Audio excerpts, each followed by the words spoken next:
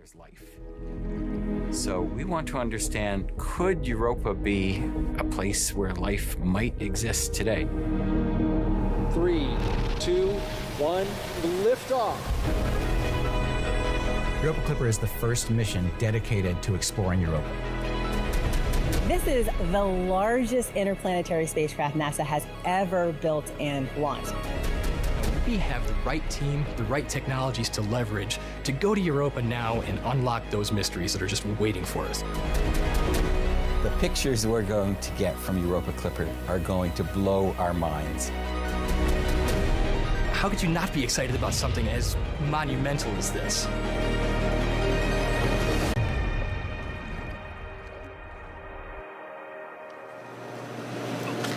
You're looking live at NASA's Kennedy Space Center's Launch Pad 39A. SpaceX will soon begin fueling that Falcon Heavy rocket for NASA's Europa Clipper mission, a nearly 2 billion mile, 5.5-year journey to Jupiter's icy ocean moon. Good morning and welcome to the Space Coast of Florida. I'm NASA's Megan Cruz and this is NASA Jet Propulsion Laboratory Engineer Jenny Kampmeyer. So glad to have you here today. I'm so excited to be here. It's launch day. Yeah, absolutely. I know. I think you're containing yourself. I feel like you're way more excited than you're portraying right now. I am very excited. Well, Jenny's here because she's going to help me tell you all about this mission. And right now we're currently marching towards a 12:06 p.m. Eastern launch. And Jenny, the mission name really says a lot. So we are going to sail, and that's the Clipper part, past Jupiter's moon Europa, where scientists believe there's an ocean beneath the icy surface. And why, Jenny, do NASA and its partners want to go there? You know, at least on this planet, wherever there's water, we find life. And to know that there's a place in our solar system that not only has some water, but an abundant amount of water. Underneath that icy crust, there is this global saltwater ocean. And so we want to go there to see, is this a habitable place? Could it support life? And why do scientists believe it could have those ingredients you're talking about? Yeah, so we've actually been to Europa before. We have some kind of tantalizing evidence from previous missions. We've done a few flybys of the moon and gotten some data that showed us that there's this ocean of water, and so we look, and then we kind of continue to study it, and we look for those ingredients of life: the chemistry, the energy, the time, and the water. We think Europa's kind of been simmering away for about 4 billion years. So it's a really exciting place to go to look to see, is it habitable? Right. And how many years has this team been working towards this goal? This mission has been in the works for a long time. Folks have been trying to kind of literally get this mission off the ground for about 25 years. Wow. Yeah. And what's your role within this mission? How do you feel being about an hour from launch? So my role on the mission, I'm the Science Systems Engineer, which is a really cool job. I basically get to sit kind of right on the boundary between the scientists and the engineers, and I work with both teams, so I get to be exposed to the engineering, exposed to the science, and help both sides work together. Being an hour away from launch, I mean, it's almost indescribable. It's so exciting. I can't believe we're finally here in this moment. It's a little bit surreal. Yeah, I know you said you woke up 4:30 in the morning, wide awake and ready for today. I'm very excited to again have you here to walk us through what scientists, the scientific community, has really been looking forward to in this mission. Absolutely. But we know we are launching today just days after Hurricane Milton barreled across Florida. Check out this stunning time lapse taken from the International Space Station showing just how massive it was before slamming into Florida's west coast as a Category 3 hurricane. And now this radar from the National Weather Service pulls data from NASA-launched environmental satellites. You see those red and green boxes just popping up everywhere? Those were all tornado and flood warnings before the eye passed directly over us at Kennedy Space Center. We were thankfully spared from the worst damage, just some broken doors and awnings, overturned vehicles and trailers, and some beach erosion. But when it comes to our workforce, we know a lot of people really felt the impact there. We know some were without power for days, Jenny. Absolutely. And, we both have friends and family in the area that were without power and that had impacts from the storm. So I'm really glad that, everyone made it through okay. Yeah. I know a tornado touched down just right outside of really your hotel. And a lot of other people who are here for this mission were staying. Absolutely. Yeah. And, definitely a scary moment for the team, but everyone was okay and we made it through. Yeah. I think it really demonstrates that both NASA and SpaceX have remarkable skill and determination to, even after all that, get us to launch stage. day today. Absolutely. NASA always puts the safety of its people as the top priority. Absolutely the thing we care the most about is keeping our people safe. And so it was really incredible to see that we were able to keep that goal kind of at top of mind while also making sure that we could get to today. So it's really amazing that, we prioritize the safety of our people, but that we got to this moment today of launching this mission. Yeah, what do you have to say to the team again as we march towards the T0 today of 12:06 p.m. Eastern? I'm just so thankful and proud of everybody. It's amazing to get to kind of represent the team, but it's really thousands of people who've worked on this project across, a lot of different organizations. So it's an incredible moment to be here. Right. And so here we are. We're ready. The team's ready. And over the next 2.5 hours, we will walk you through everything you need to know about Europa and the spacecraft we're sending there. A lot of people, as we've been talking about, really looking forward to this mission, including U.S. Poet Laureate Ada Limon and Ted Lasso actor and co-creator Brendan Hunt. We'll hear from both of them today. And I think what's really cool about that is just how widespread the interest is in this mission. It's amazing. Of course, I'm a big space nerd, as a lot of us are. There are a lot of people who are space enthusiasts and have been excited about this mission, but to start to see other folks, maybe this is the first time they've been exposed to something as cool as Europa Clipper. It's really cool to see the public so excited about this mission. Yeah, and I know they're watching us today, so Yes. that'll be really fun. And for our Spanish-speaking audience, if you're interested, NASA has a Spanish broadcast on our NASA Plus app, and this QR code you see on your screen there is going to take you right to it. NASA Plus is our free on-demand streaming service where you can find live programming like this and original content from across the agency. But first, NASA's Launch Services Program and SpaceX will soon decide if they will fuel the rocket. Here's Daryl Nail and Mick Woltman. Welcome into Hangar AE here at the Mission Directors Center at the Cape Canaveral Space Force Station. That's Mick Woltman, LSP Engineer Extraordinaire. I'm Daryl Nail with NASA. And yes, we have a T0 of 12:06 and 00 seconds Eastern Time, looking good for launch. Weather is shaping up perfect. And we also have no COLAs, no collision avoidance, nothing that we'll run into in space. That was a good report. Yeah, that was what allowed us to move our T0 to 12:06, the end of our 15-second window today, and lock that in. The team was able to do that. No COLA, good weather, as you said. Everything's looking great, and the team's getting ready. And we're listening to the launch teams right now. We've got an important poll coming up. We'll talk about it in a little bit. But this has been a challenging path to the pad as we see the rocket right there at Launch Pad 39A. The first issue was back on September 28th following the successful launch of Crew 9 to the International Space Station. The second stage failed to relight its engine for a disposal burn, a deorbit burn. And that same second stage is going to be used today. But LSP worked through that. Yeah, similar second stage on Falcon Heavy, working collaboratively with SpaceX.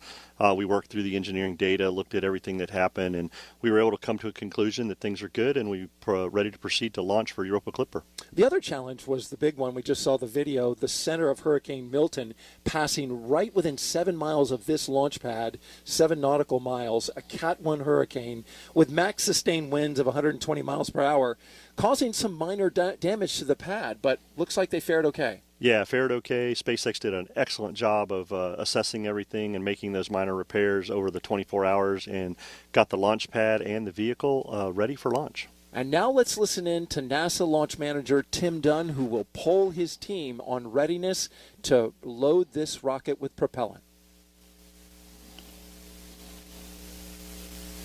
Attention poll stations, this is the NLM on the NLM net, ready to conduct the propellant load and launch readiness poll. So we've had a very good morning in our countdown, worked through a couple of issues. We've got beautiful weather, a beautiful spacecraft, and a great rocket. So with that, I would like to conduct the poll to initiate propellant load into the Falcon Heavy, and also committing to launch today for the Europa Clipper spacecraft. NASA CE? NASA CE, go. SMA? SMA, go. SMD? SMD, go. NASA MEM? NASA MEM, go. LSP? LSPs, go. NLM copies. The NASA Europa Clipper team is go for propellant load and go for launch. So that takes us through a critical NASA decision gate. We will start loading prop in just a few minutes, and we'll join you back for that in a little bit. For now, we'll send you back to Megan and Jenny. Thank you, Daryl and Mick. And here's the rest of our team for today's launch. We have Antonio Jaramillo here at Kennedy Space Center to interview some important folks in this mission. And then Raquel Villanueva live at NASA's Jet Propulsion Laboratory in California. We'll start with Raquel first. Raquel, JPL developed this mission with Johns Hopkins University Applied Physics Laboratory, correct? That's right, Megan. And right behind me is mission control for the Europa Clipper mission, where experts are laser focused on operating the spacecraft. Each person here plays a critical role, from engineers monitoring the spacecraft's health to navigators who will be tracking its journey. They're constantly communicating to make sure everything is ready for today's launch. And in just a few minutes, they'll connect with NASA's Deep Space Network, a global system of giant radio antennas on Earth used to communicate with spacecraft. This step ensures that they are ready to establish contact with Europa Clipper after launch. And they're also keeping a long-standing tradition alive, Lucky Peanuts. It's a fun custom at JPL where the team snacks on peanuts before big mission events. Now, let's take a look at JPL's Pickering Auditorium. This is a live look where friends and family of the team have gathered to watch the launch. Hundreds are expected to fill the room, cheering on Europa Clipper. And back here at Mission Control, we'll keep you updated on key milestones and introduce you to the team working behind the scenes throughout the broadcast. Megan, back to you. And just to let you guys in on what's happening here, Jenny is getting pretty emotional seeing some family and friends and her teammates here from the mission. We're so happy to have you here, but we absolutely know we're pulling you away from that. So I didn't want you to feel left out. So you have some peanuts to keep along with the tradition. Thank you so much. This connects me back to home, definitely, for sure. She does know that I'm allergic to peanuts, I'll so she has to snack over here. But again, thank you for being here. I know that it would have been nice to be there, but absolutely. I hope it's nice to at least see them from these live pictures. Yes, it's just amazing to see everyone coming together. That's why I get emotional. Just wow, we're finally here in this moment. All right, and now we'll take a look at the clock again. We are 53 minutes to launch. Let's hear more about this mission from some of Jenny's teammates. The most exciting thing about Europa can be summarized in one word: water. Now think about all the water on Earth and double that. That's what we think is on Europa. But we need to go there to explore it, to understand, is this place a habitable environment that could potentially support life? The propellant load and launch go-no-go poll is complete. Scientists think Europa has the key ingredients to support life as we know it. Number 1, water. Number 2, energy. And 3, essential chemical building blocks. For the first time ever, we're sending a spacecraft completely dedicated to studying this moon. The three main things that we're going to explore at Europa are the ice and the ocean, and understand that intersection between the two. Study the chemical composition of the moon, as well as the geology and whether it's active currently. Europa Clipper is not specifically a life search mission. We're going to understand the potential habitability of Europa. Jupiter's radiation environment is intense, and Europa sits in the worst part of that environment. Jupiter acts like a giant particle accelerator. There are charged particles trapped in Jupiter's magnetosphere that rotate with it. And these particles slam against Europa and will slam into our spacecraft as well. We protect the spacecraft in 2 ways. Number 1, we try to minimize the amount of time we spend in there, which is why we are orbiting Jupiter and just flying by Europa. The second way we protect against the radiation is by having an electronics vault that we put our computer and some of the other sensitive electronics inside, which is made of about 1/3 of an inch of aluminum. With each flyby of Europa, the outside surface of the spacecraft sees the equivalent of 1 million chest X-rays, just as we're flying by. It's a pretty long trip to get to Jupiter from Earth, but not that bad from a planetary standpoint. From launch to the time we get to Jupiter is about 5.5 years. This is the launch And along the director way, with we abort have a flyby of Mars and then another flyby of Earth to get gravity assists to slingshot the spacecraft out to Jupiter. hope for the future explorers who are watching this at home that they take away from this that humanity, when we come together, can achieve really cool things. We are in a golden age of robotic spaceflight exploration. How could you not be excited about something as monumental as this? I am most excited about the potential to unlock the secrets of Europa, the potential to really understand this crazy world that exists and has likely existed in this condition for 4 billion years.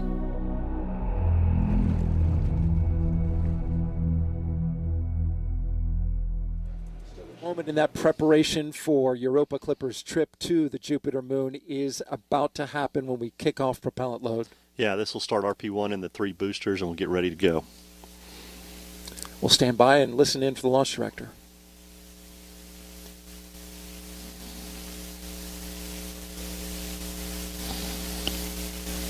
The launch auto sequence has started. Launch director Charlie Meyer giving the signal there that the launch auto sequence has started. And Mick, this is a very delicate dance that is all automated. Yeah, the SpaceX team has automation in all their software to start fueling the first stages, and they'll get ready for LOX load here in about 5 minutes and continue with stage 2. But the team does a great job here with their procedures and following it, and we can see the telemetry that RP1 fueling has started on all 3 of these boosters. And Daryl, interestingly enough, the 2 side boosters reflown. We flew them on Psyche as a NASA LSP mission. Yesterday was the 1-year anniversary for the Psyche mission. That's right. And the boosters are back. We will say goodbye to them as it is a fully expendable mission this time around. So all 3 boosters will be discarded along with the second stage. The only thing coming back is the fairing. Let's talk about weather really quick. Whoa, what is there to talk about? It's nearly beautiful. It's a gorgeous day for the launch for weather launch. Officer said, I think he used the words super duper. Yeah, Mike McElhenney, our launch weather officer from the Space Force 45, just so happy with the weather today. And his last weather report, he was 95% go and trending towards even better. He just loves the way the weather, and as you can see in the picture, it's a gorgeous blue sky and great day for a launch. Indeed. The only constraint that we did have was high clouds, and even that has been removed. So it doesn't get much better than this in the launch business, folks. 82 degrees out, 7 to 12 mile per hour winds. They are light up high as well. So this rocket is going to have a smooth ride. We are 95% go. All right, that's going to do it for us. We're going to continue to track the propellant load. We'll send it back to Megan and Jenny.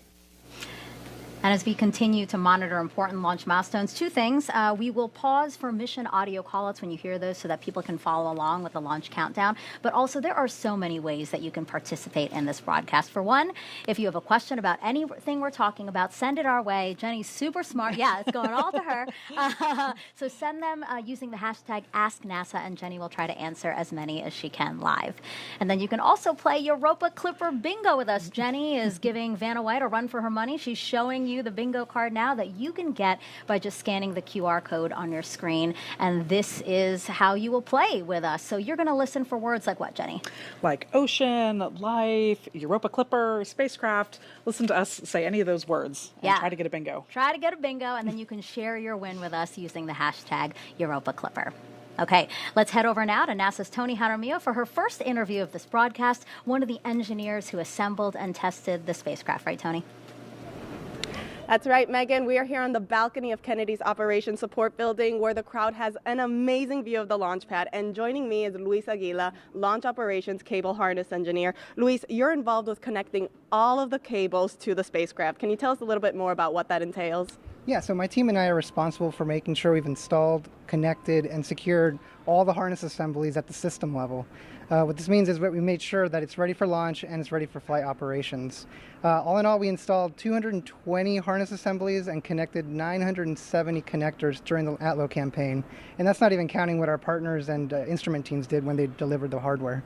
So a lot of cables. Yes. Discuss to us the process of getting a planetary spacecraft, this spacecraft, ready for launch and how it compares to other missions, especially with this being the largest planetary spacecraft that NASA has ever built.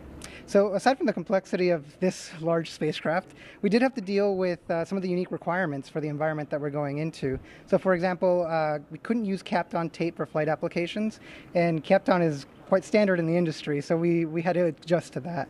Another thing is some of our instruments are magnetically sensitive, so we had to constantly check our cells, our tools, and our parts to make sure that they weren't going to contaminate the spacecraft.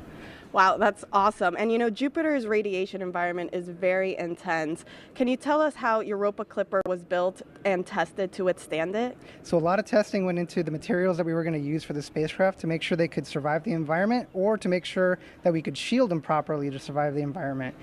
Most of our electronics are inside of a thick walled vault to make sure that they can survive, and anything external to that had to get shielded.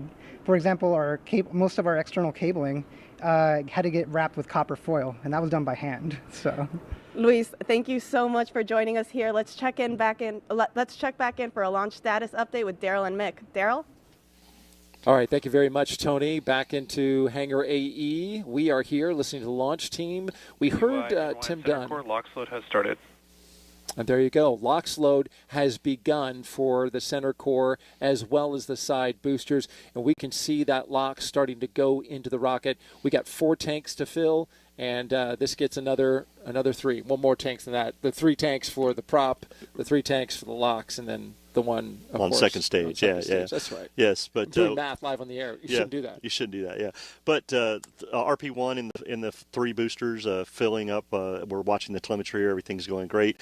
We just saw the fueling for LOX load start in the telemetry here, and things are looking good. The team is following their procedure, getting ready for the launch vehicle, getting it ready for liftoff this morning, as we continue to prep for the Europa Clipper liftoff at 12:06. Filling these 4 stages, Mick, as we go along here with a beautiful view of Launch Pad 39A looking over the Atlantic Ocean. The first Falcon Heavy launch with a new liquid oxygen farm. This is really helpful, especially when it comes to a really key recycling capability.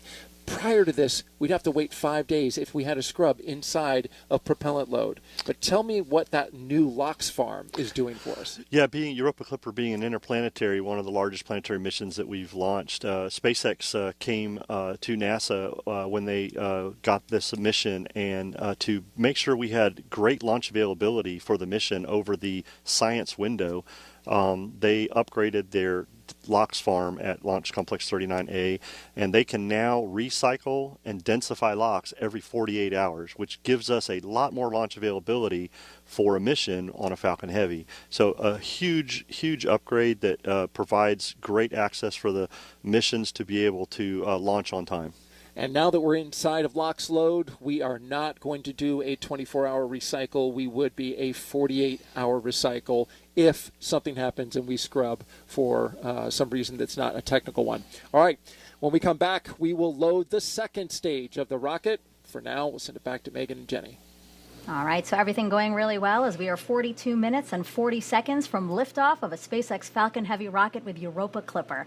Now we have some spacecraft facts for you now, actually. Europa Clipper is the largest spacecraft NASA has ever developed for a planetary mission. It is 15.5 feet high by more than 100 feet long when you include its solar arrays. That's longer than a basketball court. It's also the heaviest spacecraft at about 12,800 pounds, and 6,000 of that is just fuel. The spacecraft has 9 science instruments plus a gravity and radio science investigation. All that will work together to study Europa's atmosphere, surface, interior, and space environment. And most of Europa Clipper's electronics are protected in a special vault. Jupiter has one of the most punishing radiation environments in our entire solar system. Now, the spacecraft was assembled at JPL in Pasadena, California. You can see it there. Shipping it here to Florida for launch, now that took a lot of coordination. First, some parts, like its high-gain antenna, were removed so it could fit in a shipping container. Then 2 semi-trucks drove the spacecraft, plus support equipment about 70 miles to March Air Reserve Base. There it was loaded into a C-17 plane for its flight to Kennedy Space Center. And then once here, it was reassembled, as you can see there, and fueled in a clean room before it was encapsulated into the rocket's payload fairing. That fairing is at the top of the Falcon Heavy rocket you see live there, and it keeps the spacecraft safe through launch. And once Europa Clipper is delivered to space, it will take 5.5 years to get to Jupiter and Europa. Jenny, why so long? You know, it's a good question. We actually get this question all the time. Like 5.5 years, that's so long. Really, that's because space is really big and Jupiter is really far away. So even with getting this huge boost from the Falcon Heavy rocket, and we also do 2 gravity assists around Mars and actually around the Earth as well, that gives us a little extra kick of speed. Even doing both of those things, it still takes 5.5 years to get there. Yeah, I think that's good to keep in mind. Talk a little bit about the gravity assist. How does that work? Yeah, so a gravity assist is basically when we fly the spacecraft really close to another body like Mars or the Earth or Venus. When we do that, we actually steal a tiny bit of energy from that body, and the spacecraft takes that energy to pick up a little bit of speed. Of course, those planets will never notice that they had a little bit of energy stolen from them, but that's how we get that extra speed. Okay, yeah, I'm really glad you talked about that. I think that's really interesting to really explain that energy stealing part. I think that's really cool. And when the spacecraft arrives at its destination, take a look at this video. So that yellow dot in the center, that's Jupiter, and then the white circle is Europa's orbit. The pink line is the spacecraft's trajectory, and this is showing how Europa Clipper will observe Europa. Absolutely. So yeah, you can see these the pink orbits kind of building up over time as we orbit Jupiter and do successive flybys of Europa. We have this mission designed because of the really intense radiation environment. We don't want to bathe in that radiation all the time. So that's why we kind of do a quick flyby and then get out to be able to downlink all of our science data and do other engineering activities when we're outside of that radiation environment. Yeah, I want to point out again how much science and skill goes into designing a trajectory like this so that we protect the spacecraft when it gets there. Absolutely, and it doesn't happen by accident. We have to continually fire our thrusters to be able to maintain this trajectory. Yeah, it's also very pretty. It is. All right, we're now 39 minutes to launch here at Kennedy Space Center in Florida. Let's head back over to Tony. Thanks, Megan. Joining me is Dr. Gina DiBraccio, the Acting Director for the Planetary Science Division within NASA Science Mission Directorate. Gina, how are you feeling today? You know, Tony, I'm just so excited to be here and see all of the amazing hullabaloo that's going on for this launch today. Me too. I'm very excited indeed. You know, as we get ready to study the liquid water beneath Europa's icy crust, what are the next steps for the space agency?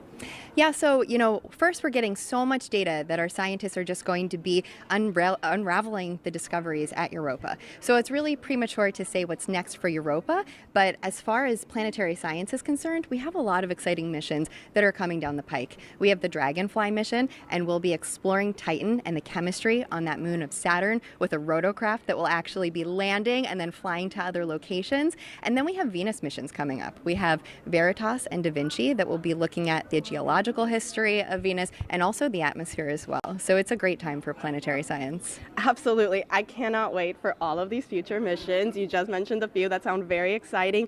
Why is it important, you know, to study ocean worlds just in general, like Europa, though?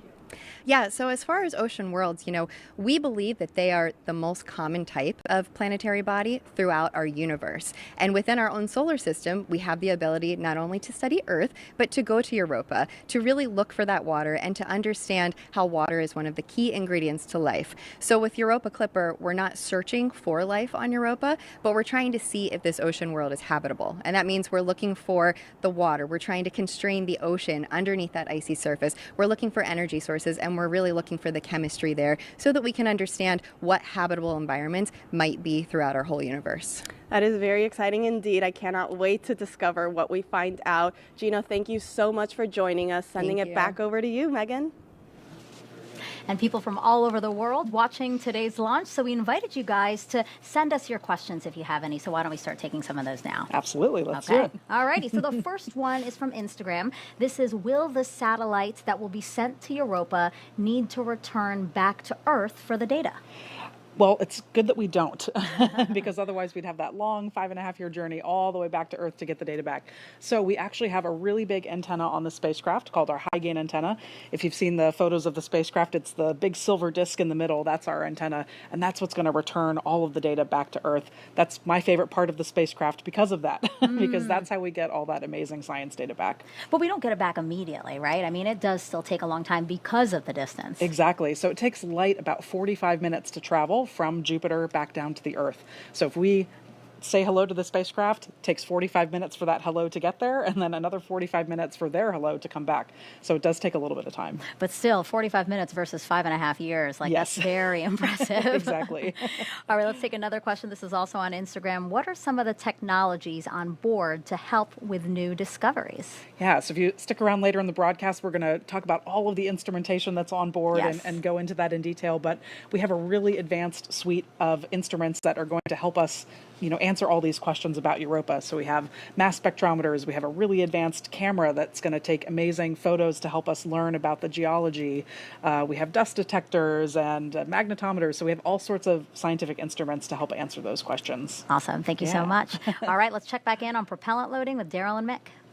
And we are moving smoothly through the countdown so far, Mick. No major issues worked. Tim Dunn, the NASA launch manager, mentioned some minor things. You want to review those? Yeah, those were just minor preps that the team was working prior to getting into prop load, and the team dispositioned those and worked those and acknowledged the things in the procedures. So pretty common, but getting prop load going. Now we're listening for stage 2 to begin its RP1 load.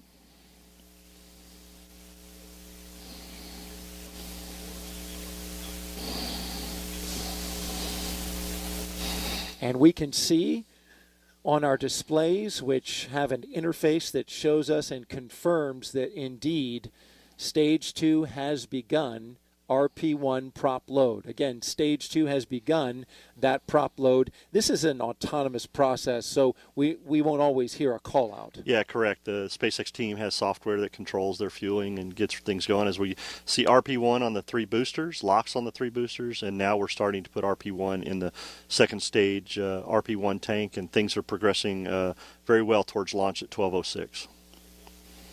And, Mick, this is just the 11th launch of a Falcon Heavy, so this is a special occasion. SpaceX launches a lot of rockets. They're approaching something like 400 launches. So this 11th of a Falcon Heavy is really key. They also did some special work on this launch for this spacecraft by putting something together for its necessary cooling. The Europa Clipper spacecraft has some very tight requirements when it comes to cooling and to purity of the air in there. It has to have high-grade nitrogen float in there, and they built something called an octonozzle, which is literally, I'm going to make it with my hands, 3 nozzles that are pushing air onto the radiators of the spacecraft. Yeah, the team has to meet planetary protection requirements. As you mentioned, Europa Clipper has some strict requirements for the environmental control system within the fairing.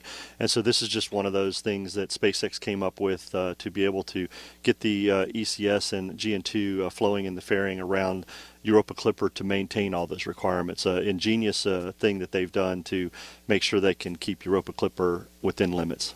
Europa Clipper sitting at the top of this Falcon Heavy rocket, and indeed, the spacecraft team has also been getting and configuring this spacecraft to get it ready for launch. Yeah, team's been working great. We've been listening to the spacecraft team configure Europa Clipper, getting things ready to go. Later in the count, we'll hear them go on internal power. So continuing to follow their procedures and work all they need to do to make sure Europa's ready for launch at 12:06 p.m. today. All right, and we're waiting that T0 at T-minus 32 minutes and counting. We'll send it back to Megan and Jenny. Great news that fueling continues to go well on the rocket. As for the spacecraft, let's get back to Raquel for another check. Megan, Mission Control has been conducting readiness polls, team-wide check-ins before launch to confirm everything is good to go. The activity lead is making sure the launch-specific software is ready to run, and after liftoff, she'll be monitoring it to ensure everything on board is working as expected. While Mission Control takes care of those final details, let's take a closer look at why Europa is the focus of this mission. Earlier, I spoke with Europa Clipper Deputy Project Scientist Bonnie Barati, who gives us a glimpse of what's beneath the moon's icy crust. Bonnie, we are here with a model of Europa that shows us the layers that we can see underneath its crust. First off, before we get to it, can you tell us about the characteristics of the moon? Europa is one of the large icy moons of Jupiter. There are 4. They were discovered by Galileo in 1610. And it's a little bit smaller than our own moon, but unlike our moon, it has a lot of water, about twice as much as the Earth does. If you were approaching Europa from afar, you would know immediately it's really an odd object, unlike any other in the solar system. Let's just start with the surface. I see all these ridges and crusts and grooves. Like, what is it about this geology that makes it different? Well, there are hardly any craters on this unusual surface. We see a lot of evidence for cracking and active geology, so we think it's either active now or was active in the recent past. Once we get past this surface, we see this layer of ice. Can you tell me more about this ice and how much of the moon it covers? Well, it covers the entire body, and the ocean is global. But the crust it's about 15 miles or so, perhaps more or less. But it definitely blocks any sunlight from this water underneath this global ocean. What other key ingredients are there for life that might be on Europa? The other two necessities for life are chemicals, some type of food for any organisms, and also a source of energy. We can't use the sun because we're underneath that ice crust. And you think that energy is coming from that rocky third layer below? Yes, there is a rocky mantle to Europa, and it is in contact with this ocean. And we believe there are some unusual features down here that are caused by Jupiter. Jupiter is huge. You can fit 1,000 Earths inside of it. And on top of that, the orbit of Europa is not quite circular. So when it gets close to Jupiter, it gets kind of squashed. And then when it gets further away, it releases this mechanical energy into thermal energy. And we believe this comes out as thermal vents at this interface between the rocky mantle and this ocean. And not only do these thermal vents release energy and additional chemicals, but they provide the ideal region for a habitable environment, which is the main goal of our mission. We're looking for an environment that could support life. Yeah, and there is so much left to learn about Europa. Bonnie, I want to know what you are most excited about. I'm most excited about the unknown. Every mission that has gone to an object we haven't studied in detail, we've discovered something that we couldn't envision, something so wonderful we couldn't imagine it. That's what I'm looking most forward to. Great. Thank you so much, Bonnie. Thank you so much, Raquel. Now, you just heard in that video that Europa and our moon are roughly the same size, but they could not be more different when it comes to water. Europa is believed to have twice as much water as Earth, while our moon has a fraction of that. NASA wants to learn how to use our moon's water to live and work there.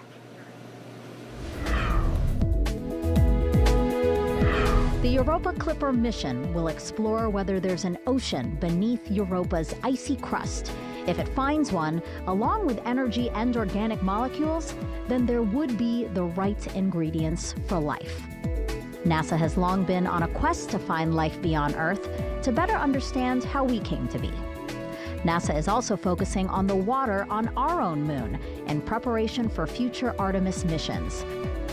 Artemis will mark the first time astronauts return to the lunar surface in over 50 years to eventually send people to Mars. Water plays a key role in this plan. If NASA can figure out how to harvest and use the moon's water, astronauts could drink it, turn it into breathable air, or even use it for rocket fuel. Scientists think the moon's poles might have tons of ice, while the sunlit areas have a lot less water, about 100 times less than the Sahara Desert. Artemis 2 will be NASA's first crewed mission under the campaign and will pave the way for the first woman, first person of color, and first international partner astronaut to land on the lunar surface. That's your Artemis Moon Minute.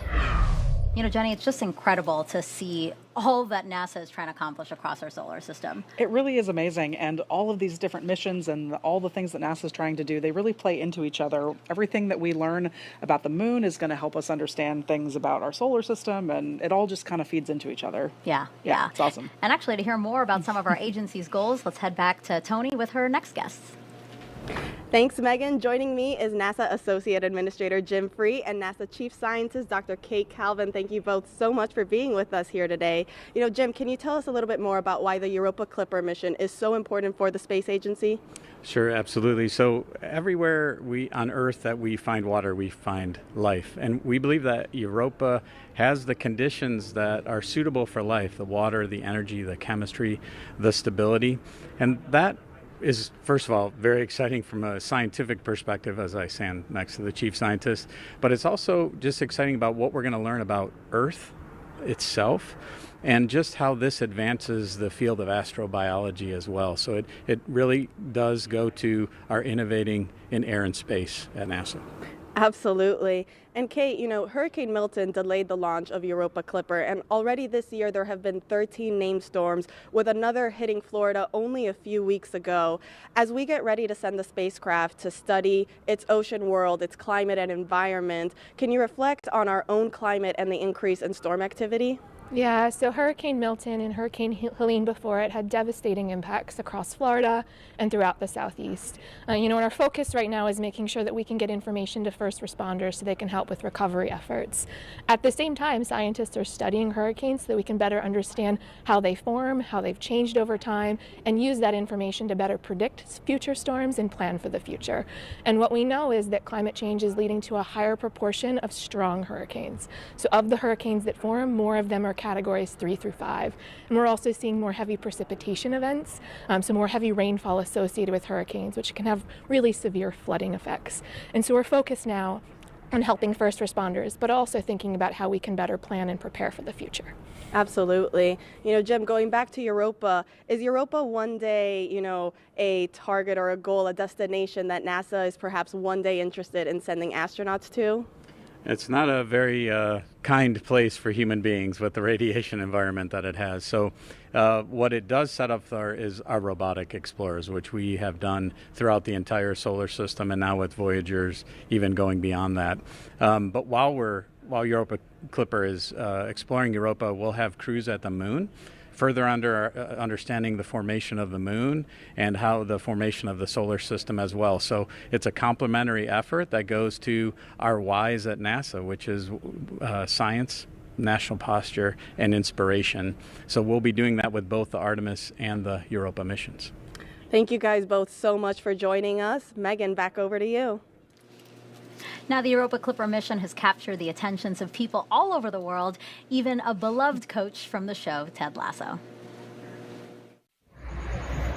Hey everyone, I'm Brendan Hunt, and I'm not a real coach, but this is a real beard. Today you have teams of people gathered for the launch of NASA's next big adventure, the Europa Clipper mission. I can only imagine how much teamwork it took to get here. Collaboration and trust between scientists, engineers, and experts from various fields working together to ensure every aspect of the mission is meticulously planned and executed. Everyone involved has to believe in each other and in their collective capabilities to drive the project forward. There must be a sense of curiosity in order to push the boundaries of exploration, pushing people to ask new questions and seek answers to the unknown, and there must be kindness, a willingness to respect each other's contributions in a supportive environment where innovation thrives. Thank you so much to everyone involved in NASA's Europa Clipper mission. This historical project is an inspiration to the country and the world. Teamwork, belief, curiosity, kindness. They can take us a long way. All the way to the moons of Jupiter, which are out there, I bet. Europa Clipper, baby! Okay, I love that. I love the Europa Clipper baby at So the great. end.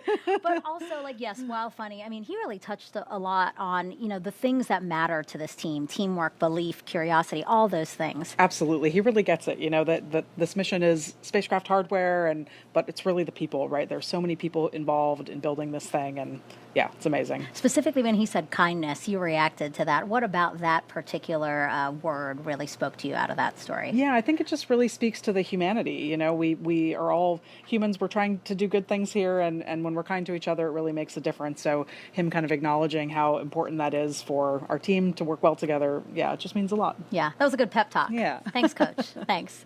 All right, so we are now 22 minutes from liftoff, and we have some time now to take some more of your questions about Europa Clipper Live. So let's roll one video that we have now.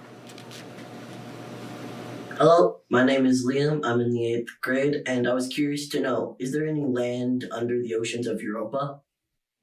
Yeah, that's a really great question, Yeah. and we do get that question a lot. So there is actually some land underneath the ocean. So if you imagine you're on the Earth, and you're in the center of the Earth, and you kind of come up to the surface, maybe at the North Pole. First, you'd be at the very center where it's really warm, then you'd go through a rocky layer, then some water, and then the ice. that layer structure is very similar to what we see on Europa. So Got it. underneath the ocean, there is this big rocky mantle. And actually, we think that there may be hydrothermal vents on the floor of the ocean, just like there are on Earth, and that's where life may exist. Wow. Okay. Yeah. We can probably squeeze in one more. This one's also Sure. on Instagram. Do rockets travel at the same speed in outer space? It's a great question. So when they're traveling through the atmosphere, the air slows them down. They have resistance from the air, but once you get into space, you can go a little bit faster for the same amount of, boost. Additionally, once we get into space, our spacecraft is going to go about somewhere between 10,000 miles an hour and 100,000 miles an hour, depending on where it is in the solar system. So we kind of have a huge variety of speeds that we end up at getting out to Jupiter. Wow. Thank you Yeah. for that. Again, thank you for your questions. #AskNASA. Okay, we're coming up on another fueling milestone. Let's check back in with Daryl and Mick.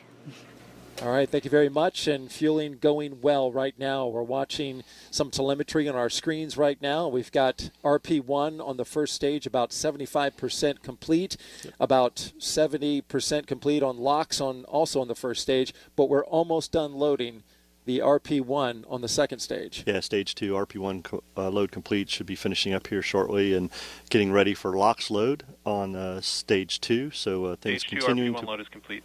There we hear the call out for the complete of RP1 on stage 2, but things are moving forward with propellant loading, getting ready for launch. And now you see that LOX being vented out of the booster, which is condensing the warm Florida air here, which we have a beautiful day today, so it's really the only cloud that's in sight. Yeah, it's a beautiful sight that you see there on your picture of on the screen of Falcon Heavy, looking really good as propellant load continues.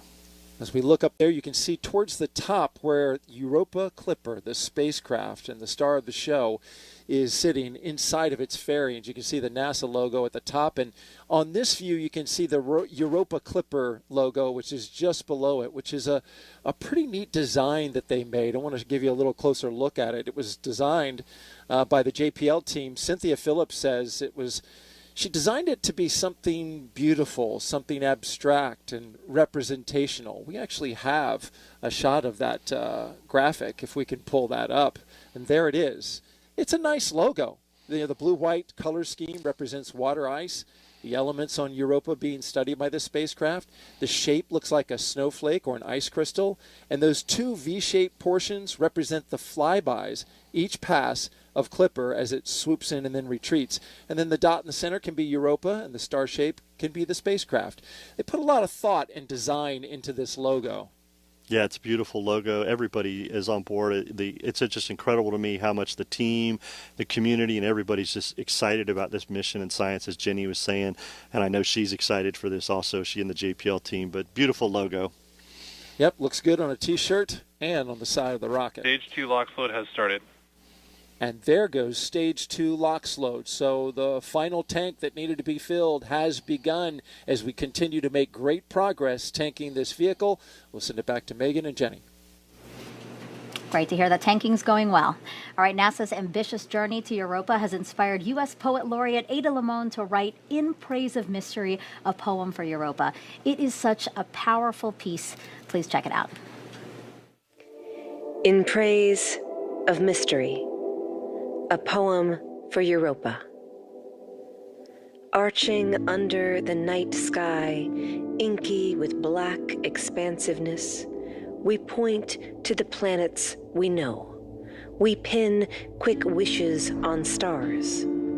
From Earth, we read the sky as if it is an unerring book of the universe, expert and evident. Still, there are mysteries below.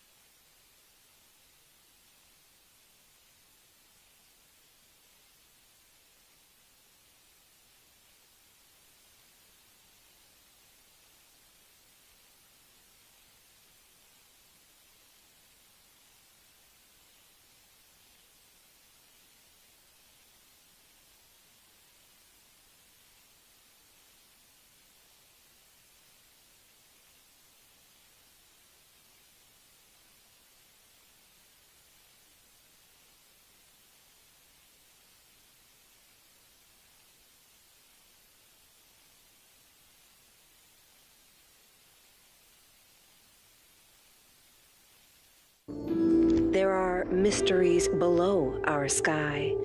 The whale song, the songbird singing its call in the bough of a wind-shaken tree. We are creatures of constant awe, curious at beauty, at leaf and blossom, at grief and pleasure, sun and shadow. And it is not darkness that unites us, not the cold distance of space, but the offering of water.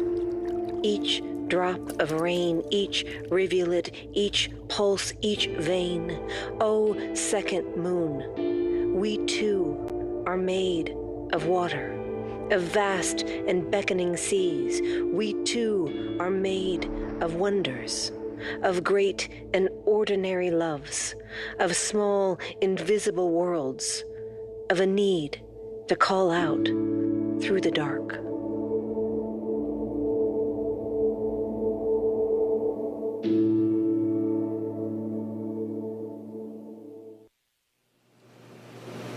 We had a little bit of technical difficulties there. The package paused a little bit, but I still think that you could really feel how powerful that piece is. And now we're so lucky to have Ada Lavone here with us. Thank you so much for being here. That was so moving. I was getting goosebumps. Oh, thank you so much. It's such an honor to be here. Such a thrill. I want to ask you, what made you want to write about Europa, and how did you find, I mean, truly the perfect words for that piece? Oh, thank you. I think for me it was so incredible to be invited to write this poem. And when I was struggling with this incredible prompt and this incredible ask, I realized that it's not just a poem that's going to Europa, not just a poem that's on the Europa Clipper, but a poem that's for us. It's a poem for everyone here on Earth.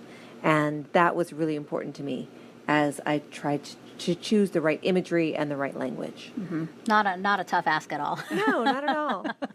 And not only that, but we're taking your poem with us. Yeah. So we have here a replica of the vault plate.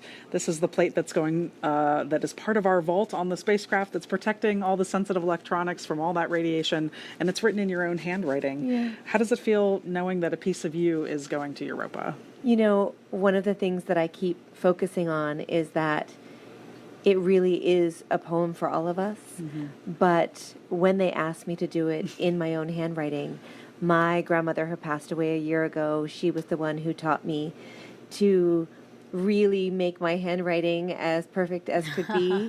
And every time I look at this piece, I feel like my grandmother is part of this project too. I heard you had to rewrite it a few times to get it just you right. You think? Yes, many times. The handwriting is as beautiful as the poem itself, I assure you. Thank you. And what do you hope people take away from this? You know, I really hope that as we embark on this incredible voyage together, that we are reminded of the wonders all around us, that it's not just in these huge moments of exploration that wonders exist, but that they are everywhere around us all the time. And we can't be lonely if we are all connected to this universe. Well put. Thank you so much. And I mean, one other note that I want to point out is, Jenny has always talked about this, that mix between science and art. I mean, really, there is a connection that we should be talking about. Yeah, I think that it's so important. In fact, we do ourselves a disservice when we separate arts and science because we're connected by curiosity and wonder. Perfect. You are so well spoken. I see why you're the U.S. Poet Laureate. Ada, thank you so much for being here. We really appreciate it. And thank you for the beautiful piece of poetry you gave us for this mission. Thank you. Thank you. It's been the honor of my life. Thank you. Thank you so much. If you are inspired, really, as Ada was, to write about our universe and you want to write your own poetry, the QR code on your screen now is going to take you to a space poetry writing activity brought to you by NASA JPL. All right, another check of the clock. We are now 11 minutes, 51 seconds and counting from liftoff. Jenny, let's squeeze in a few more NASA social questions. What do you think? Absolutely. I'm ready for them. Okay, let's pull the one up on the screen right now. This one is, how can we convert images to evidence of valid life and organisms? If it's proven, what are the next steps? Absolutely. So, Europa Clipper is not a life detection mission, so we're not trying to prove that there is life there now. But what we are trying to do is characterize if this could be a habitable environment. And so, but even so, the images that we're going to get, we learn so much from images. Even just, looking at a photograph of the surface tells us a lot about the geology, why the surface looks the way it does. Why it looks like that. That can tell us what's going on underneath that causes the surface to look that way. And so that tells us about the ocean. So there's a lot that we can infer from even just looking at images of the surface. Yeah. I mean, considering that you're talking about this, let's actually pull up a picture now. So you said earlier that prior missions sparked our interest in Europa. Well, this is a 2022 pic from the Juno spacecraft taken from less than 310 miles above the moon's surface. And you see all those fractures. That's what Jenny was talking about. Fractures, the ridges, the bands that crisscross the moon's surface. I mean, from this image, that's how you guys discovered that maybe there is something happening underneath there. Absolutely. It's part of how we know that there is water underneath the ice. When you think about our moon is covered in craters, right? It's just pockmarked, and so many bodies in the solar system are that way as well. But Europa's surface is really different. There are some craters, but not very many, and that tells us that is a kind of a young surface, at least geologically speaking, and that begs the question of why. So, that was one of the avenues of scientific questioning that we had that led us to believe that there is water underneath the ice. Right. So we know about Europa. Well, it is Jupiter's fourth largest moon and only slightly larger than our moon. It's really, really cold at Europa. Surface temperatures range from about minus 210 to minus 370 degrees Fahrenheit. Scientists estimate its ice shell is 10 to 15 miles thick. Because of all that ice, Europa is six times brighter. Power. And the spacecraft now on internal power. There is strong evidence of our ocean, of an ocean beneath that icy crust that could hold over twice the volume of Earth's oceans. And then Europa is Jupiter every 3.5 Earth days, with the same side always facing the planet. That is super fast. That is 3.5. Think about that for a second. 3.5 days to orbit Jupiter. That's so fast. Yeah. All right, and let's take a look at the launch countdown again. We are now 9 minutes and counting until Europa Clipper launches. And no issues to speak of right now. The weather conditions are fantastic. I mean, your screen right there. Jenny, how are you feeling? I am just absolutely buzzing. Feeling very enthusiastic, a little bit nostalgic, just so really excited to get Clipper up into space where it belongs. Yeah, I know this is super thrilling for you and the Europa Clipper team, but this is also a huge moment for astrobiologists and really the scientific community at large. Absolutely. So astrobiology is kind of the study of how, life is distributed around the universe. RP1 load is complete. And so one of the things that was really exciting about Europa is that it's a place in our own solar system that could be habitable. And so this, going to Europa to see it means a lot for the astrobiology community and, of course, for humanity at large. Well, Jenny, here we go with the final moments of the launch countdown. Let's head over to Daryl and Mick. All right, thank you very much, ladies. And here at Hangar AE, we are continuing to monitor the launch countdown. And so far, we're at minutes and counting. We're listening to the launch teams. They are monitoring some temperature data coming from the second stage LOX line that goes to the engine there. They're gathering data. Keep an ear and an eye on that. So far, everything else looks track okay. Yeah, everything's proceeding forward with propellant load, and we did hear that stage 1 RP1 is complete on the 3 RP1. So things are continuing to move forward there, and propellant loading will be finishing up here shortly as the team gets the vehicle ready. The team at JPL and California also on console for their space just shifted their spacecraft to internal power. Yeah, they started transitioning to internal power. We'll get full confirmation of that in about 2 minutes, but things are good to go, and things are looking good. Preparations for the spacecraft to move forward. Engine chill has started. There we hear the call for booster engine chill started on the 27 Merlin engines, getting ready for a liftoff at 12:06 p.m. today. T-minus 6 minutes and 45 seconds and counting for liftoff of SpaceX's Falcon Heavy rocket with NASA's Europa Clipper spacecraft. At the very top, It is a beautiful day here in Florida for launching a rocket. NY RP1 load is complete.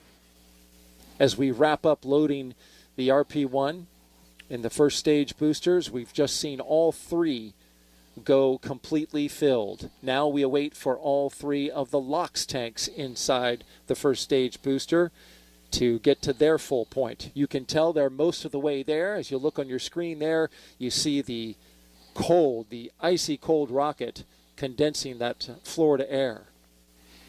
Yeah, the team's continuing to load second stage also with LOX, and we're getting very close. We can see on the telemetry here that the LOX load of the 3 boosters is getting near completion. The team is continuing to follow the procedures and look at the vehicle, make sure that we are good to go for a launch at 12:06. But things are progressing per the procedure, Darrell, and all is looking good for a great launch with this beautiful weather that we have at Launch Complex 39.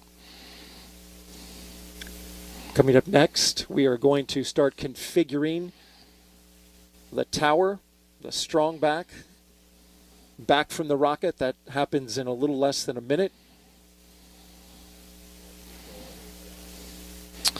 We just heard from the SMD and NOM that the spacecraft is verified on internal power, and things are looking good for the Europa Clipper spacecraft.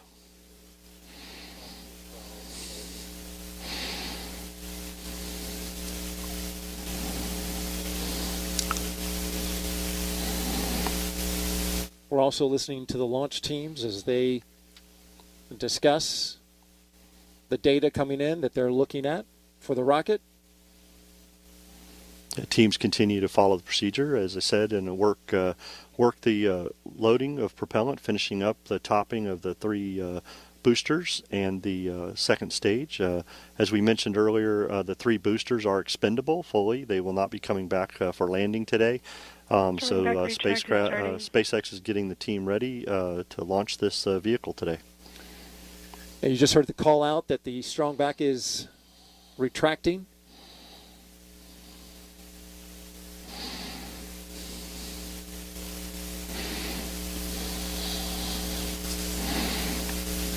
That strong back appears to have retracted.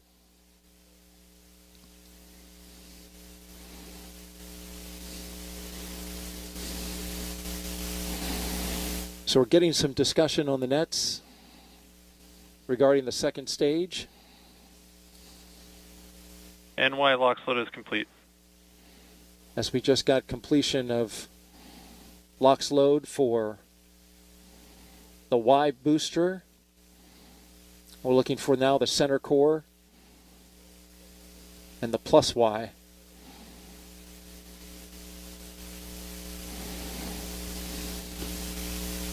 NLM, it's the LD on the countdown.net with a final status check.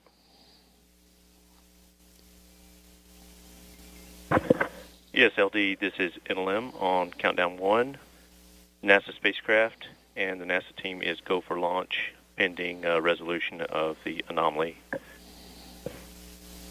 Copy. Go pending outbrief of the issue being discussed on the anomaly net. Affirmative. Okay, Tim, so they've mentioned that they're working an anomaly. Tell me a little bit about it. Yeah, so as we mentioned, they're monitoring some temperatures on the second stage, and things are the teams continue to look at that as they continue filling second stage with liquid oxygen. They're continuing to look at that and monitor that as far as they can into the count. So things are continuing to progress forward with LOX load. Center core is just finished up, so all 3 boosters are filled with LOX and RP1. The second stage has RP1 on, and we're getting near completion of stage 2 LOX load as the team continues to look at that temperature in the second stage. But we did hear NASA Launch Manager Tim Dunn tell Charlie Meyer, SpaceX Launch Director, that they are go for launch pending the resolution of this temperature issue. So the team has continued to work that, and the team will continue to progress forward in their procedure. And so these discussions are happening very quickly as we are counting down now inside the final 2 minutes until liftoff. Absolutely, and we just heard that stage 2 LOX load was complete, and the team is working that. And as you said, this is what they do in the last few moments before launch. They're working their procedures, following their processes, and having these discussions. But we are still progressing forward towards a T0 of 12:06, and things are progressing forward for the launch this morning, or this afternoon. We are now 90 seconds until liftoff. Weather is 95% go. These boosters on the outside, they have flown before. The Psyche mission, a little more than a year ago. They are back on the pad along with a brand new center core booster and a spacecraft bound for the Jupiter moon Europa. Yeah, Daryl, I can confirm, listening to the Heavy teams, that everybody is go for launch. They have resolved the temperature issue they were looking at on second stage. Everybody's given the go for that, and Falcon is in startup, so the flight computer has taken over, and we're getting ready for the SpaceX final launch director is go for launch. And there we hear Charlie Meyer say that SpaceX is ready for launch, and Europa Clipper getting ready to lift off. And there's a great update as now it vents out the locks inside the line of the transporter erector. We are inside of 30 seconds. 30 seconds and counting.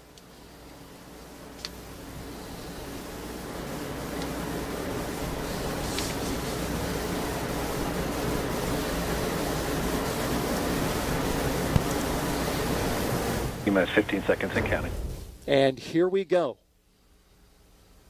10, 9, 8, 7, 6, 5, 4, 3, 2, 1. Ignition. And liftoff. Liftoff of Falcon Heavy with Europa Clipper, unveiling the mysteries of an enormous ocean lurking beneath the icy crust of Jupiter's moon, Europa. Engine chamber pressures are nominal.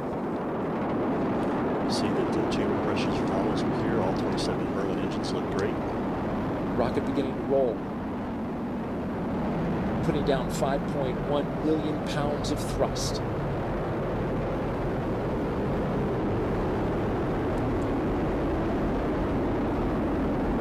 Coming up, they're going to back off those engines just a bit. So we get ready to head into max Power and telemetry nominal. We hear that power and telemetry on the vehicle are good there. Everything's looking really Falcon well. Heavy is supersonic. They have reduced power in the center core to get through max Q, maximum dynamic pressure on the launch vehicle as we approach that. The two side boosters at full throttle. A beautiful shot there as our camera team. Max Q. Locking into the rocket on a clear blue sky. The view from the booster cam, back down on Earth. And there we heard the call for max Q. The vehicle is passing through maximum dynamic pressure. Next thing up in about 2 minutes will be booster engine cutoff, where we see the two side booster engines, all 18, shut down and get ready for booster separation. But the vehicle is performing very well. Looking at all the telemetry that we have, power and trajectory are nominal. We've been flying for just under 2 minutes so far. Everything looking good.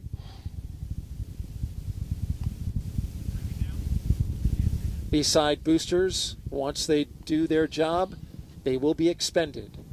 If you're familiar with the Falcon Heavy, you know that they bring the boosters back on certain launches, but not on this one, because all of the performance is needed to push Europa Clipper into its proper orbit. Things continue to look good as the vehicle heads down its ascent phase here. All telemetry is looking very nominal for this flight this morning. Falcon Heavy is performing very well.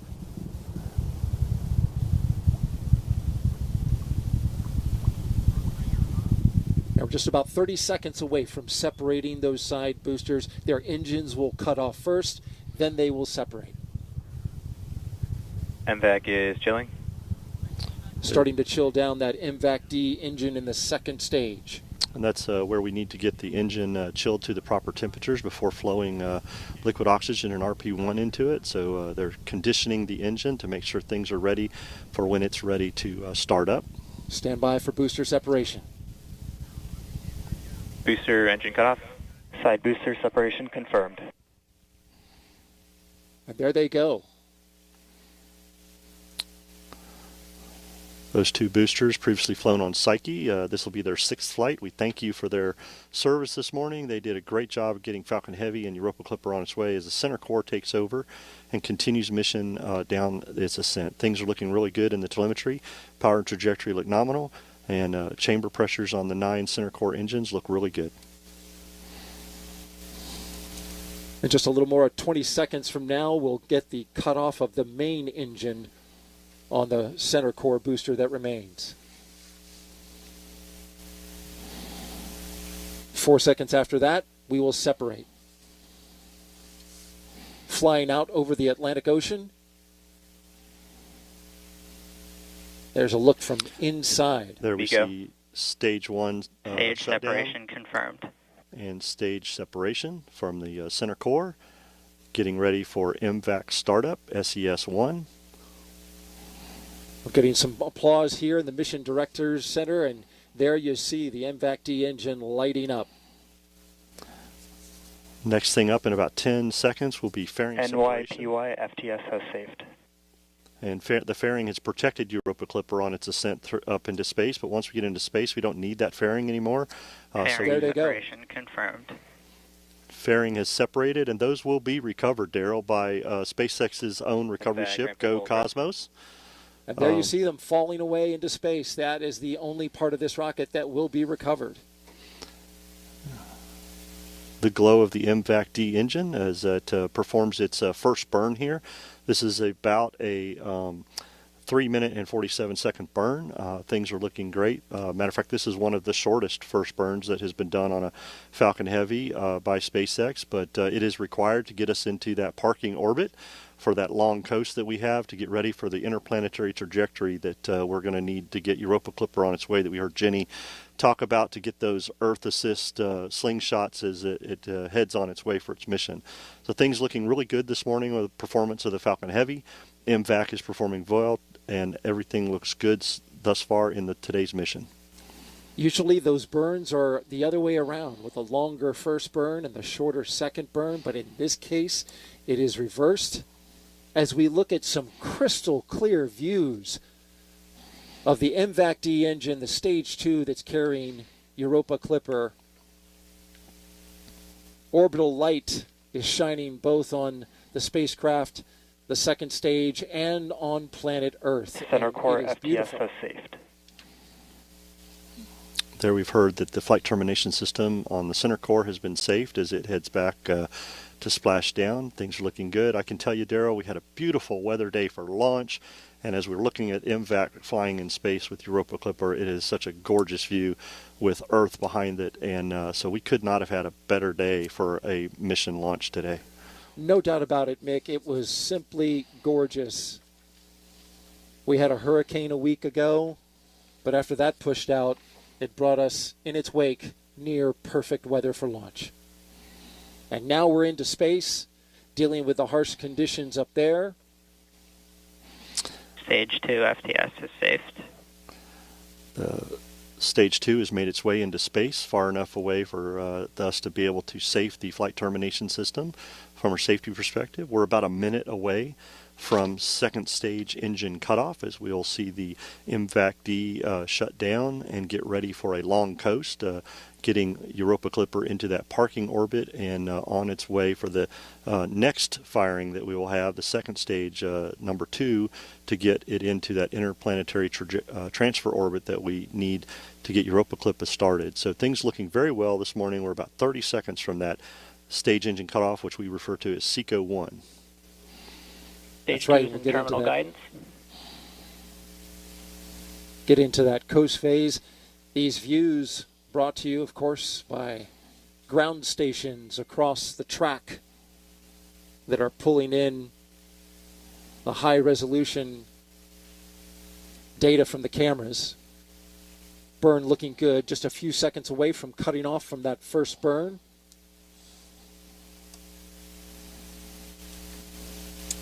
And there it goes. The first burn is complete. Yep, things look really well on the stage burn result. Apogee, perigee, and everything for the mission looks really good. Engine performance, very well performance by the second stage for this first burn. and things continue to look good as we head into this long coast for this parking orbit. It's a long coast, and we'll hit that second burn, roughly 3 minutes and 21 seconds long. This one was roughly 3 minutes and 9 seconds. And Mick, you saw the data from it, and it all looked pretty good. Then there you go, the confirmation. We're hearing confirmation that we have nominal orbital insertion. As we were looking at the telemetry here, Daryl, that things looked very good. Stage 1 and Stage 2 performed very well on that ascent flight. And we'll continue to follow Stage 2 to get ready for that second burn. And then, of course, what we're really looking forward to, Europa Clipper separation. It's going to be a beautiful moment. If the pictures are as clear as we've seen so far, we will see it in all of its glorious detail. All right. We will continue monitoring the coast phase of the second stage with Europa Clipper. And we will bring that to you. Of course, any updates that we have, we'll check back in with you in a little bit. But for now, let's send it back to the host desk with Megan and Jenny. Oh, wow. I mean, if you're just joining us, welcome live to Kennedy Space Center in Florida, where we just saw a SpaceX Falcon Heavy rocket soar off the launch pad with the Europa Clipper spacecraft. I thought... I'm surprised you're here and composed, to tell you the truth. Yeah, you did a good job of keeping me upright watching the launch. Yeah, how are you feeling? How was it to see that and feel that, too? I mean, that was honestly one of the loudest and most powerful rocket launches that I've personally felt here on the Cape. It was very emotional in a good way, right? Just kind of overwhelming with just the awe of it, and that it's finally going up into space. And I feel almost at a loss for words. Yeah, I know. She was like, I am sobbing. She just kept saying, I am sobbing. I am sobbing. I mean, but everybody can understand that, right? I mean, and this is one of my favorite parts of being part of the broadcast, because I do get to watch it with the co-host. And really, this is so much of your life that you're seeing culminate in a rocket launch. It is. It's a huge, again, it's almost indescribable, just the amount of time and effort and all the people involved that got us to here, and to witness that moment is just unlike anything I can describe. And can you believe it? We are still very much at the beginning of this spacecraft's journey. It is headed for Jupiter's icy moon Europa, which scientists believe could be the best chance of finding the ingredients for life outside our planet. It will take the spacecraft 5.5 years to travel the nearly 2 billion miles to Europa. This is a mission developed by NASA's Jet Propulsion Laboratory in California and Johns Hopkins University's Applied Physics Laboratory in Maryland. Now, Jenny, why does the team think that Europa is the best chance of finding those ingredients for life as we know it? Yeah, on this planet, everywhere we find water, we find life. And so, that we think that there's this massive ocean of water underneath the ice on Europa is just, how could you resist, So we think that Europa has that water. That's one of the key ingredients for life, along with the chemistry and the energy and the time. It's been kind of simmering away for a long time. Sure. It's a great place to go explore. And how exciting would it be, right, if we could verify that there are the makings of life as we know it on Europa. So let's dig into the science that is going to make this possible. We have several ocean worlds in our solar system. And by exploring Europa, we're getting a taste of what these ocean worlds are like. Europa probably has beneath its icy surface a global ocean of water. We think there are thermal vents in this vast subsurface ocean. There may be primitive organisms there, similar to the original primitive organisms on Earth from which we all evolved. I just love Europa's surface. I think it's one of the most complex surfaces in our solar system.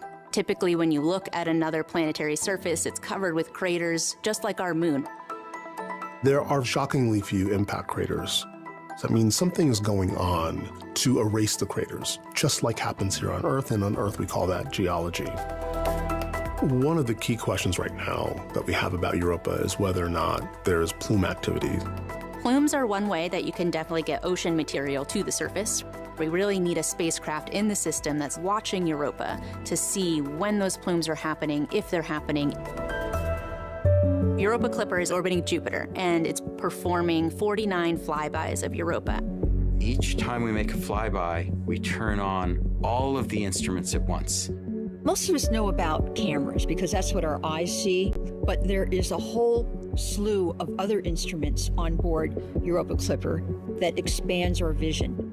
We have 4 different instruments that we're really using to take images of Europa's surface. We have the visible wavelength, the near infrared, the far infrared, and the UV, the ultraviolet. We're hoping to see evidence of change, new cracks, new surface colors that indicate different materials maybe have moved around or come up from the subsurface. We have an instrument that can sniff the very thin atmosphere, the gases, and determine the composition with extreme precision. And we have another instrument that can tell us the composition of dust particles. We have a magnetometer and a plasma instrument that are going to be studying that magnetosphere environment that Europa is sitting in and Jupiter's magnetosphere environment. The magnetic field of Europa, in turn, can tell us about the properties of the ocean. How thick is it, and how salty is it? And then we have this novel ice-penetrating radar that will try to get below the ice shell. Last but not least, we have a gravity experiment using the communication system of the spacecraft. And from that, we can get essentially a map of the gravity field. We can get the shape, understand, what's underneath, maybe even get some information on the depth of the ocean. It's really a sophisticated payload. The pictures that we are going to get back are going to be just fantastic. The legacy of Europa Clipper will be just a treasure trove of knowledge about this world. Just to find an environment that is similar to the one from which life arose on Earth would really be groundbreaking. It would be awesome. We don't know if Earth is the only place that life got started, or if it's really common. And a really important way to get at that is to understand, is there life elsewhere in our solar system?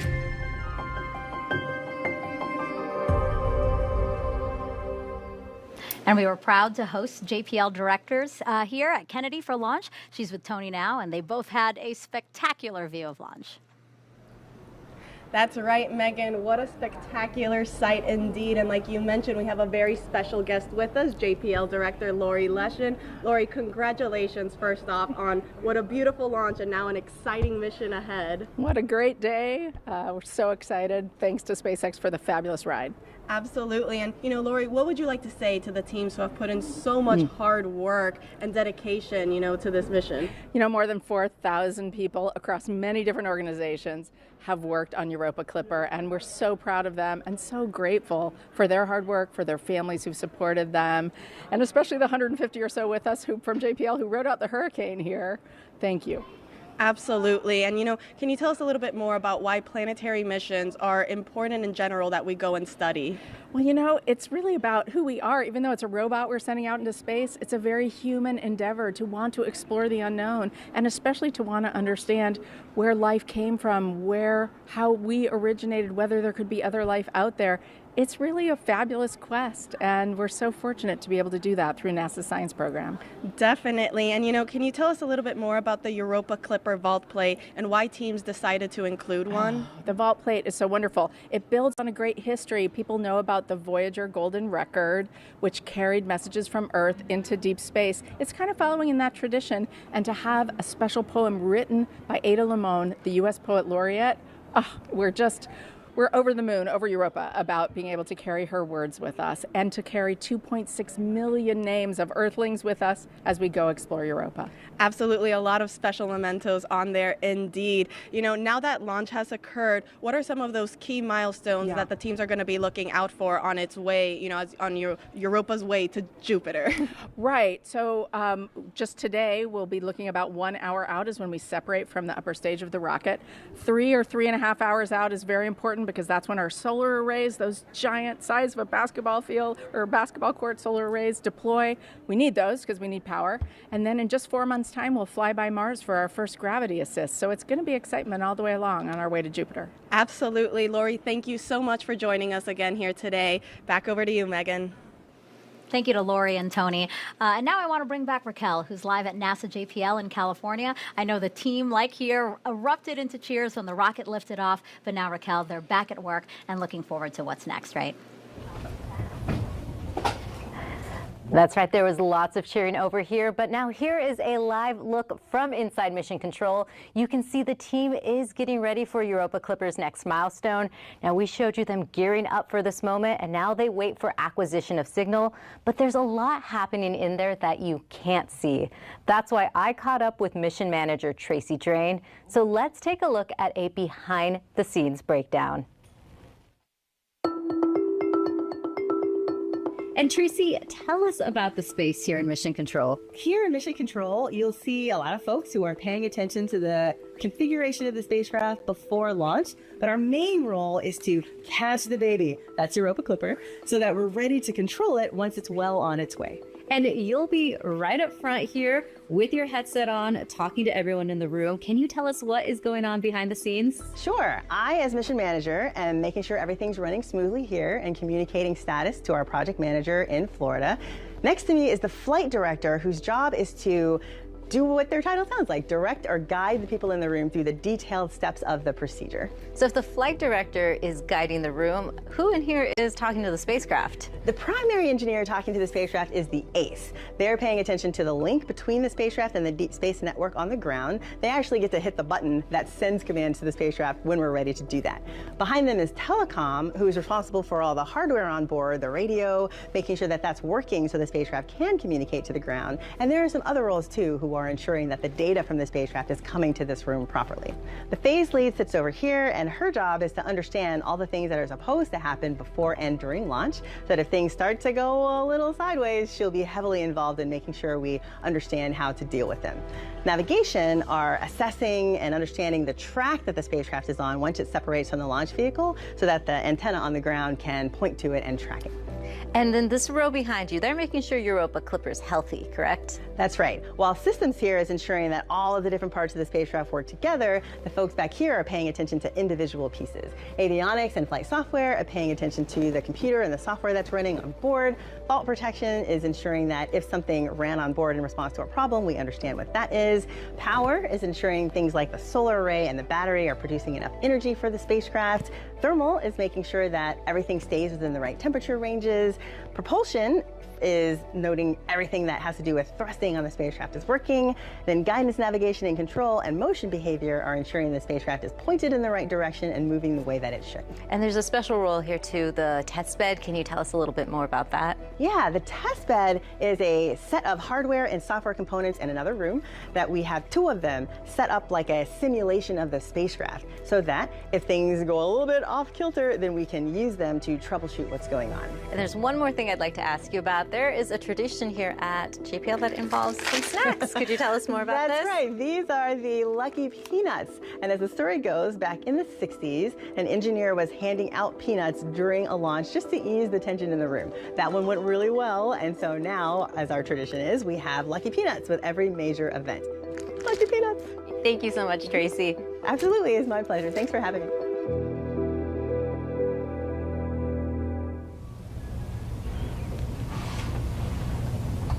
As you can see, Tracy is here now, and the entire Europa Clipper team are in high gear.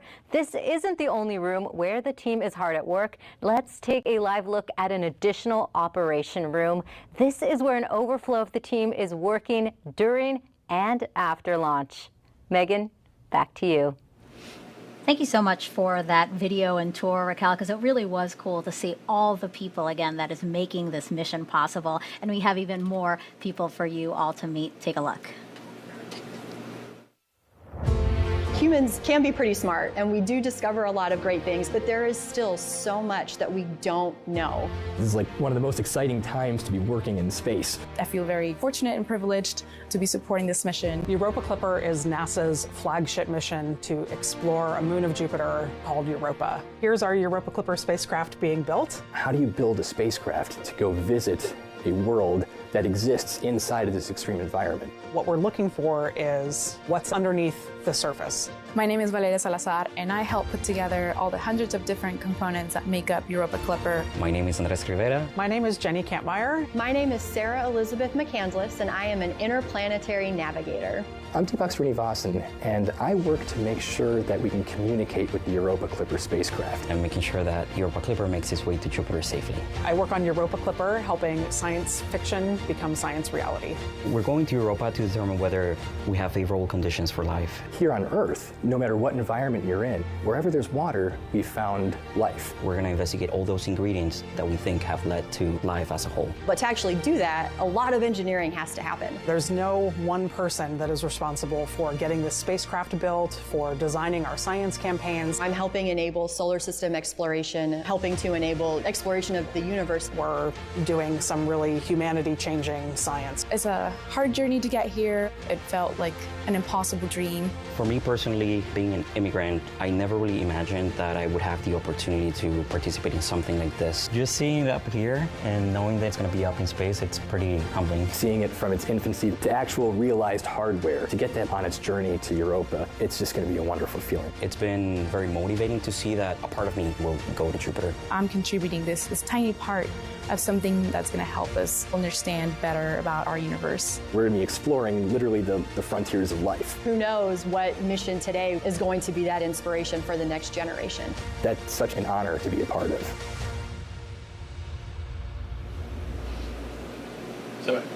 Jenny, I love how emotional you get every single time we see some of the members of your team. And what's incredible is, we did meet a lot, but that's still a fraction of the people who work on this mission. Absolutely, and it's like a fraction of a fraction of a fraction. I mean, we totaled it up recently, and there are thousands of people who have worked on this project over the years, so it's amazing. Well, and you said some people have been working towards this mission for 25 years, so that is really easy to believe. Absolutely, and every single one of them has worked really hard for this day. Wow. And Europa Clipper is the largest spacecraft NASA has ever developed for a planetary mission. Let's bring back NASA's Antonia Jaramillo. Thanks, Megan. Joining me is Dr. Robert Pappalardo, the Europa Clipper project scientist. Bob, what exactly are we expecting to find, with this Europa Clipper mission? Well, the Europa Clipper carries the most sophisticated suite of instruments that we've ever sent to the outer solar system. It carries a radar that can penetrate through ice like a CAT scan to find liquid water. Super high resolution imaging.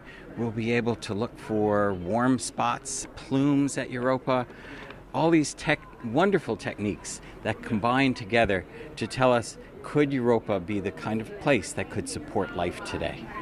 That is very exciting. I mean, can you tell us a little bit more about how scientists will indeed confirm that Europa can support life, like you said? Sure. We want to understand whether Europa has the so-called ingredients for life. Liquid water, the right chemical elements, and then the energy that could support life. So understanding Europa as a whole can tell us whether those ingredients are there. And Europa is an ocean world. What kind of ocean are we looking at here? Is it going to be one like Earth that has, a variety of warmer, cooler waters, or are we looking at something entirely different? Probably not too dissimilar from cold oceans at Earth, Arctic oceans, but here covered with a layer of ice. But the temperature will be similar to Arctic oceans, probably salty. We're not sure how salty. And the pressure at the bottom of Europa's ocean is probably similar to the pressure at the bottom of the deepest point in Earth's oceans. Earth has a lot more gravity, but Europa's ocean is a lot deeper. That's very exciting.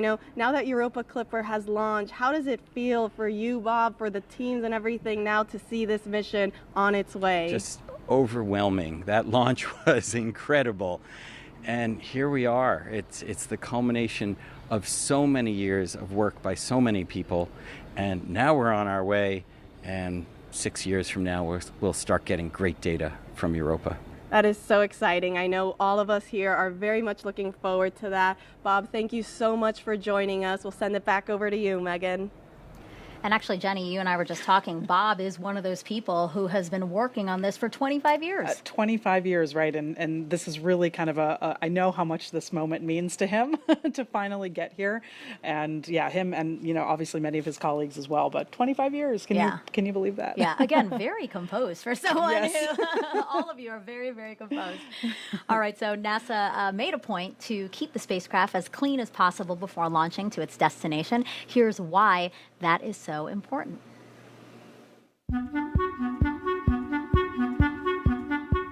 I have the coolest job on Europa Clipper. I keep the spacecraft biologically clean. This means I am looking to reduce the amount of bacteria that are stuck to the spacecraft.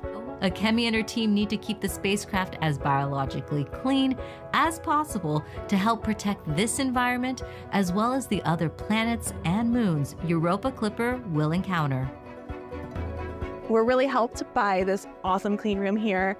It does a lot of the work for us. We also monitor everything that's being brought into the clean room. Everything is very tightly controlled. It's cleaned before it comes in, and we sample anything that is going to come close to the spacecraft. We're sampling in 3 different directions, and each different direction gets a different face of this wipe. We want to give ourselves the best chance to pick up any bacteria that might be on here. This is the lab where we process all of our flight support samples. So I need to take this wipe that we use to sample the spacecraft surfaces and get it into this bottle. And then I'll add some soapy water to this. And then from there, we're going to shake off all of the bacteria into that soapy water. We are using sound to finally shake all of the last little bacteria off into our soapy water. And then we've moved to the next step, heat shock. What we're trying to do here is kill off all of the weaker types of bacteria and leave just the hardy bacteria. Next, we're going to filter this. The liquid will filter through, and the bacteria will stick on top of the filter. From there, we put that onto a plate of bacteria food. From there, we let it grow for 3 days. We count every 24 hours for 3 days. They are really diverse, actually. They come in different colors. They can be tall and ridgy or really circular and smooth. Some of them really spread out. We use that number to estimate the number of microbes living on the spacecraft. Think of Europa's ocean like a nature reserve. We don't want to contaminate it with anything from Earth. Out of the thousands of samples that we've collected, only about a dozen have required us to ask the engineers to re-clean the hardware so that we could go in and resample it.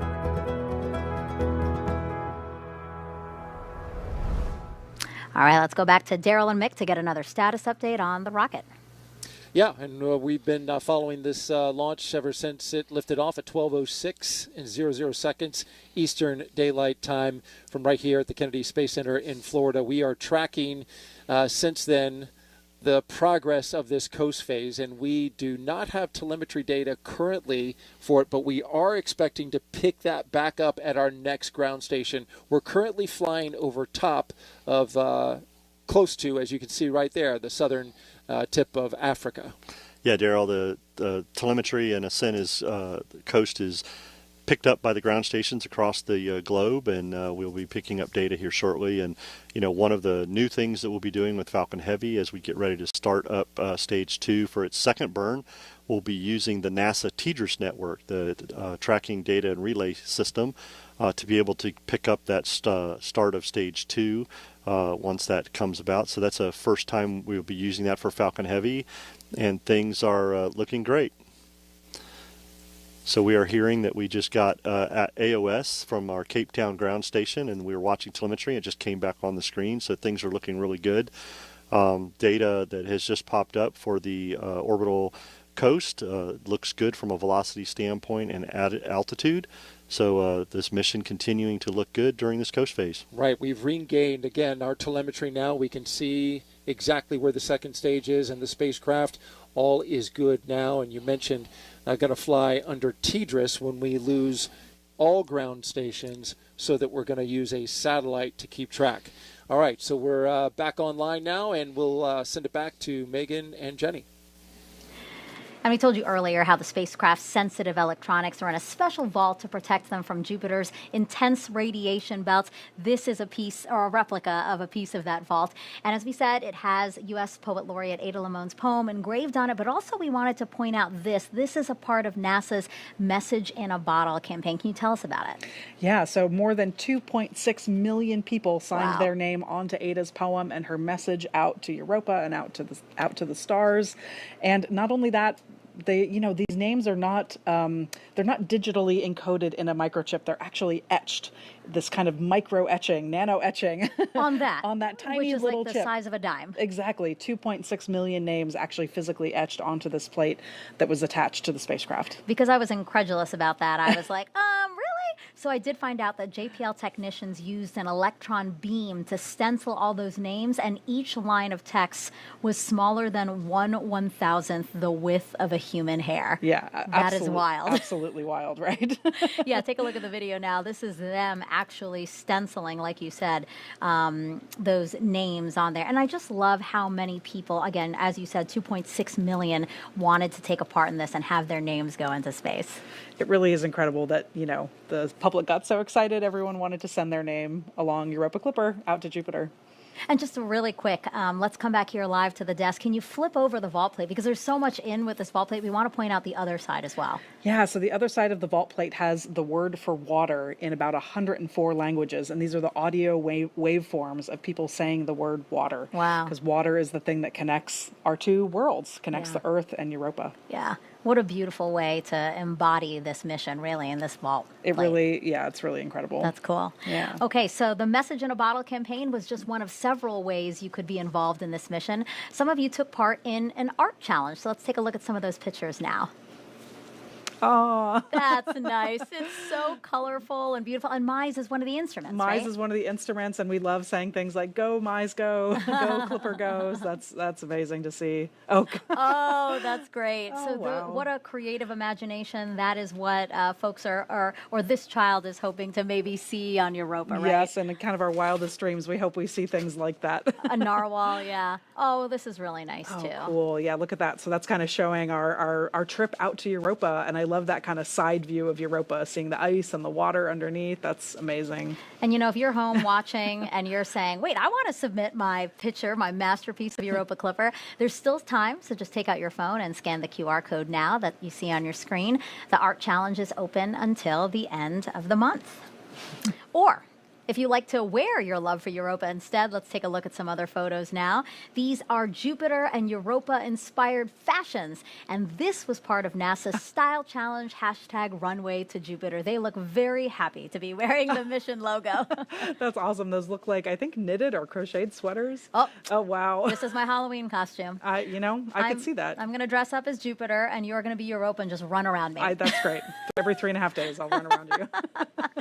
Oh, and these nails are pretty too. It's always nice to see, ways that people can bring their excitement for this mission onto fashion or art or anything like that. Exactly, and connecting kind of their own creativity with science. Speaking of which. And those nails, I feel like, put us to shame. I know. Jenny and I bonded. We did some co-host bonding, and we got our nails done as well. You see, they're meant to look like the ocean. So. That's right, a little watery blue marbling. Yeah, so I hope you also liked our runway to Jupiter submission for y'all to consider.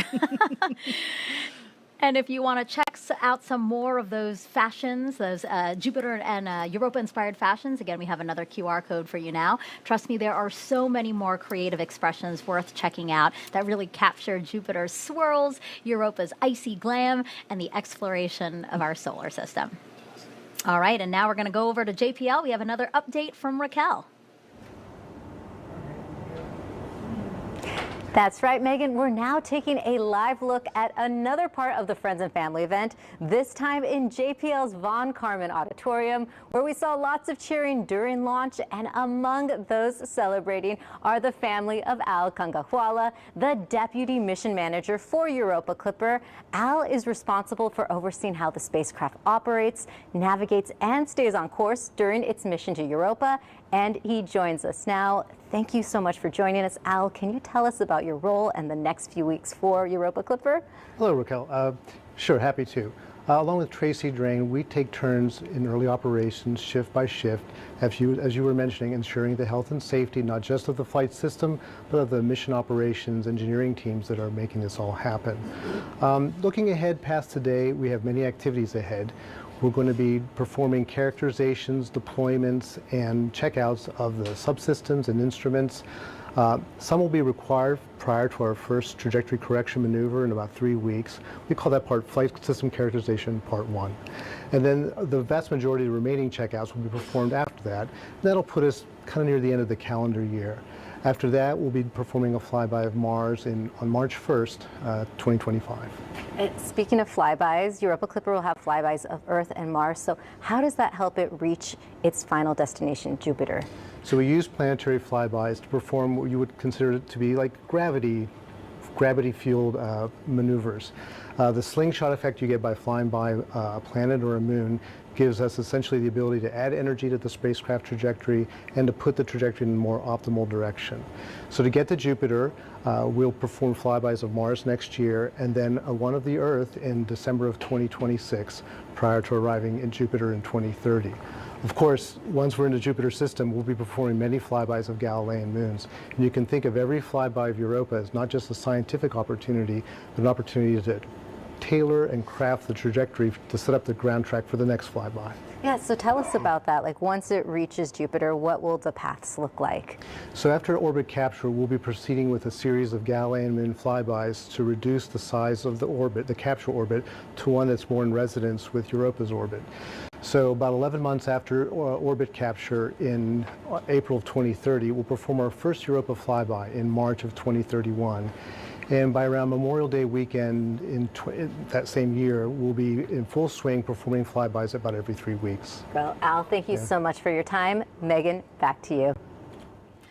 Now, Europa Clipper is carrying 9 science instruments on board, and they all came from all across the country, as you can see on the map on your screen. Yeah, isn't it amazing? There are just all of these institutions around the country that contributed instruments to the payload, and I'm so glad they did. Again, very much a team effort. So now we want to take some time to walk you through some of those 9 instruments, and we have the first 4 on the desk now. Yeah. Walk us through these, Jenny. Absolutely. So we're going to start over here. Okay, so the this one, one? yep. So that is our ICE instrument. It's actually 2 instruments. Oh, and I see is another piece. Yep, that's our wide angle camera, and then the larger piece is the narrow angle camera. And these are basically going to give us those beautiful color, high resolution photos of Europa. Cool. The next one here is Themis. This is our thermal imager. So this is kind of like our pair of night vision goggles. It's going to help us see spots on the surface where the ice might be warmer, where water might be seeping up from underneath, making that ice melt. Oh, awesome. Yeah. And then these 2 instruments, this is MISE and this is Europa UVS. And these are 2 of our spectroscopy instruments. So let's talk a little bit about spectroscopy.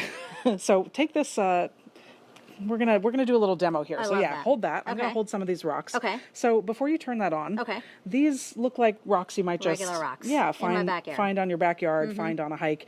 They're white, they're gray, there may be a little bit of brown and black speckles in them. But what happens when you turn on that flashlight and take a look at them again? Oh, whoa. This one Yeah. is bright yellow. This one's bright green.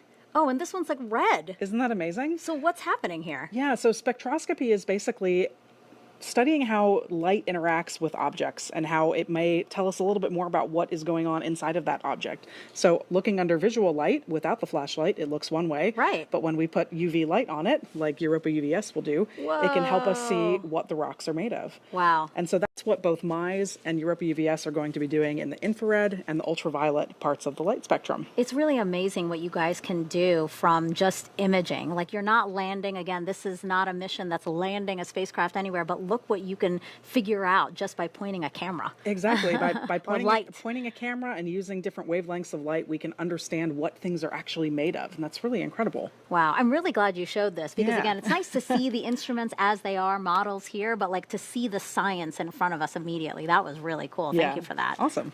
So again, these are just some of the 9 instruments that Europa Clipper has on board. We're going to show you the other 5 after we head back out to Tony, actually. So Tony, the Europa Clipper mission was developed with Johns Hopkins Applied Physics Laboratory.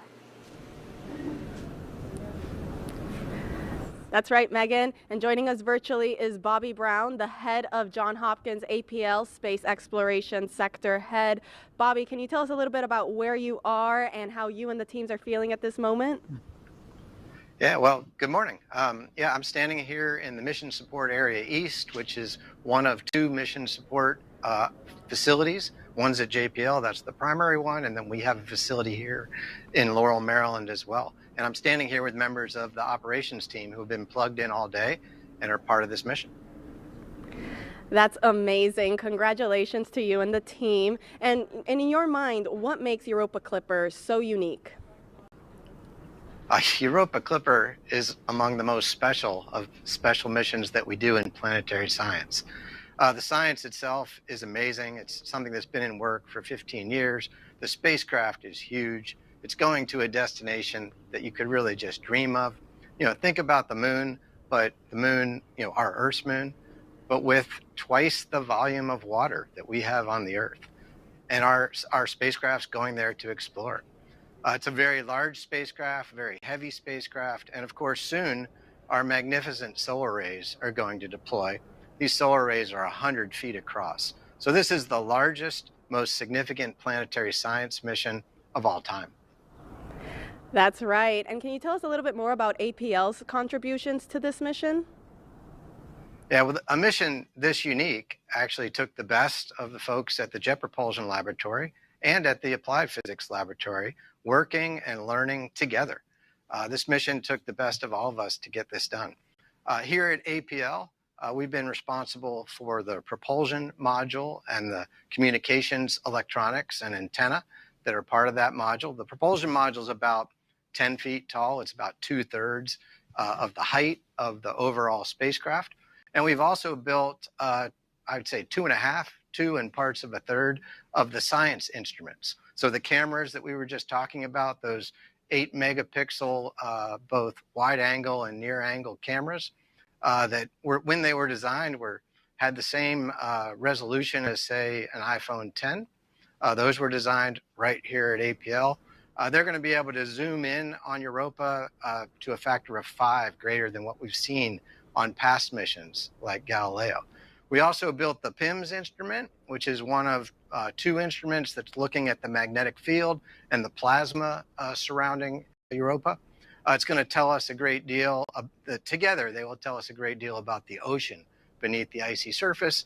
And then with JPL, we worked on the MISE instrument, which is that spectrometer that you were just talking about in the previous segment. That is very exciting indeed. I know we're all very much looking forward to the data that we get back from those instruments. Bobby, thank you so much for joining us. Back over to you, Megan.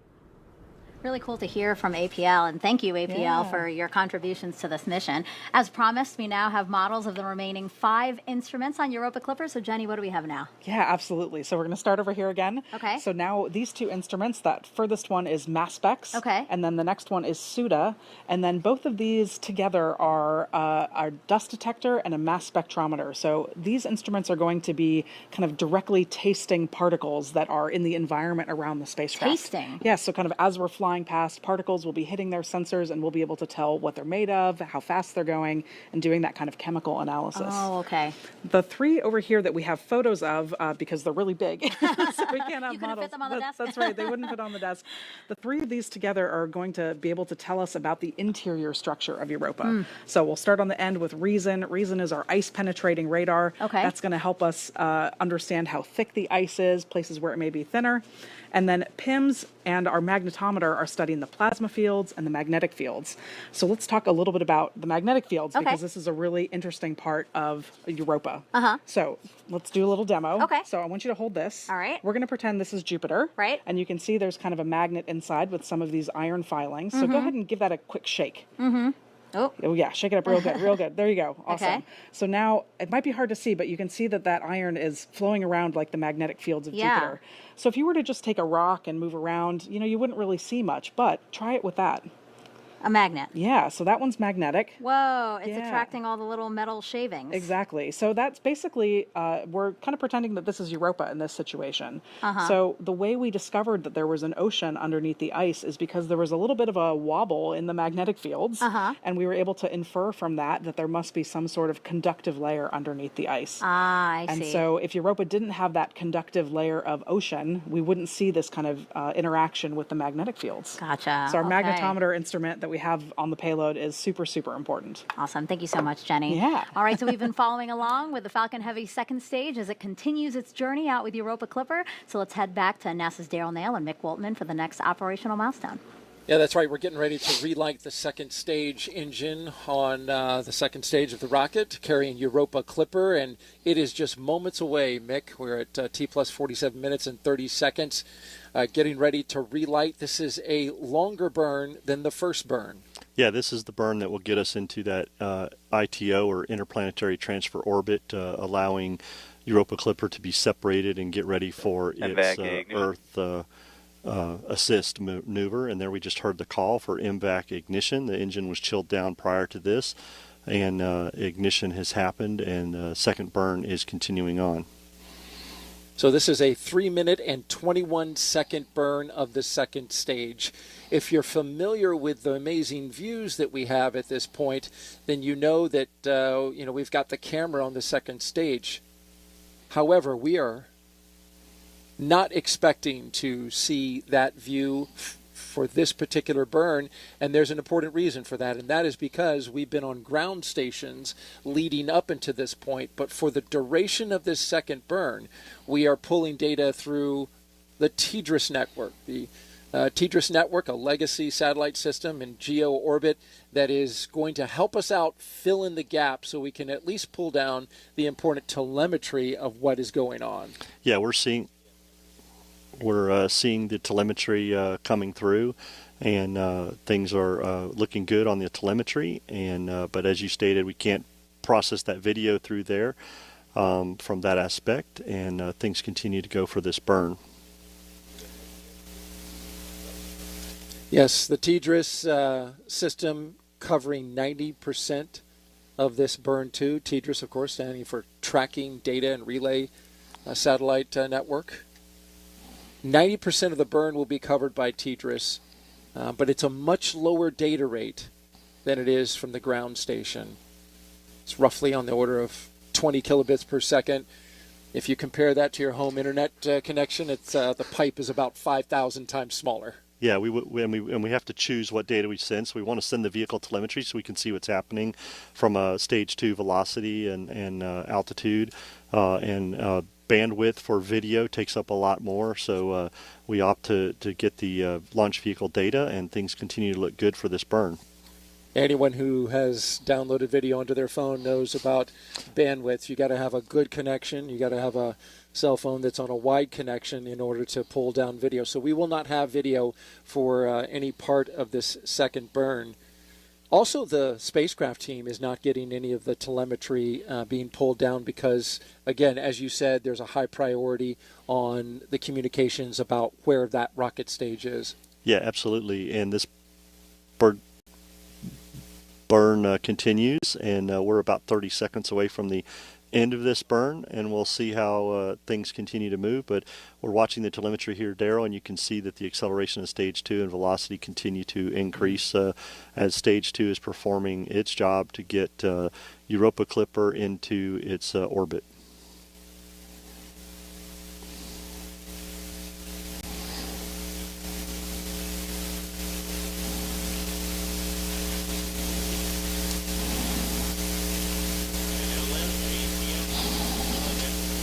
MVAC engine cutoff. There you have the cutoff. The second burn is complete. And we just caught some video of right there at the end of the second burn, and we've got some results there. Everything looking good. Yeah, TDRS network did its job. We just switched over to ground station, and we were able to pick up that nominal video. orbit insertion. And nominal orbital insertion has just been reported, and stage 2 looks good. So our next event, Daryl, will be Spacecraft Separation. Very excited for that, and I know everybody's looking forward to that with the successful launch today. We are looking forward to seeing Europa Clipper go off into space off that second stage, but in the meantime, we'll send it back to Megan and Jenny. All right, it's been now about 51 minutes, nearly 52 minutes until since launch. Our coverage is going to take you through separation and getting the first possible signal from the Europa Clipper spacecraft. Let's head back over to JPL, where NASA's Raquel is somewhere new to tell us about the Deep Space Network. Yeah, Megan, this is a wider look at the Space Flight Operations Facility at JPL, where NASA operates the Deep Space Network. This powerful system is able to communicate with spacecraft traveling beyond the moon. And joining us today is Amy Smith, the Deputy Project Manager for the Deep Space Network. Thank you so much for joining us, Amy. Thank you for having me. So your team is waiting to hear from Europa Clipper. Can you tell us why the Deep Space Network is so important with establishing communication with spacecraft? Yes, so the Deep Space Network is part of NASA's Space Communication and Navigation Program, and it is the critical link between scientists and mission controllers on the ground and more than 40 missions that are exploring our solar system and beyond today. So the Deep Space Network is made up of 14 very large antennas strategically located around the world. We have a complex here in Southern California, one outside of Madrid, Spain, and another one in Canberra, Australia. And those are about equidistant around the world, as you can see in this graphic, so that wherever your spacecraft is, when it needs to communicate to Earth, it can see one of our Deep Space Network antennas. So with the Deep Space Network, we can send commands to our spacecraft, we can collect all that amazing science data, and we can even collect navigation data so that the teams know where their spacecraft is. Yeah, and what is Europa Clipper doing right now, and which location do you expect to establish communication with first? Yeah, so the radio on the spacecraft will turn on about its separation and start warming up and sending a downlink signal back to Earth. And we have antennas at our Canberra complex, which are set up right now and waiting for that signal. And then after that, what is your team doing to prepare for signal acquisition before and after? Yeah, so the Deep Space Network is here to support our missions, and so we work really closely with the missions to understand what they're going to need, especially in a critical event like today. The mission provides all of those parameters to the Deep Space Network so that we can set up our antennas to be looking at the right place in the sky, to have all of those downlink set up just perfectly so that when the signal comes in, we'll be able to see it. So the first thing we're going to see with our antennas is the carrier frequency. We'll see that pop up and we'll lock onto that, and then we can start to decode the data that's on there. And once we are able to decode data, we'll start sending that directly to the mission operations team so that they can use the data to see what's going on the spacecraft and make decisions about what to do next.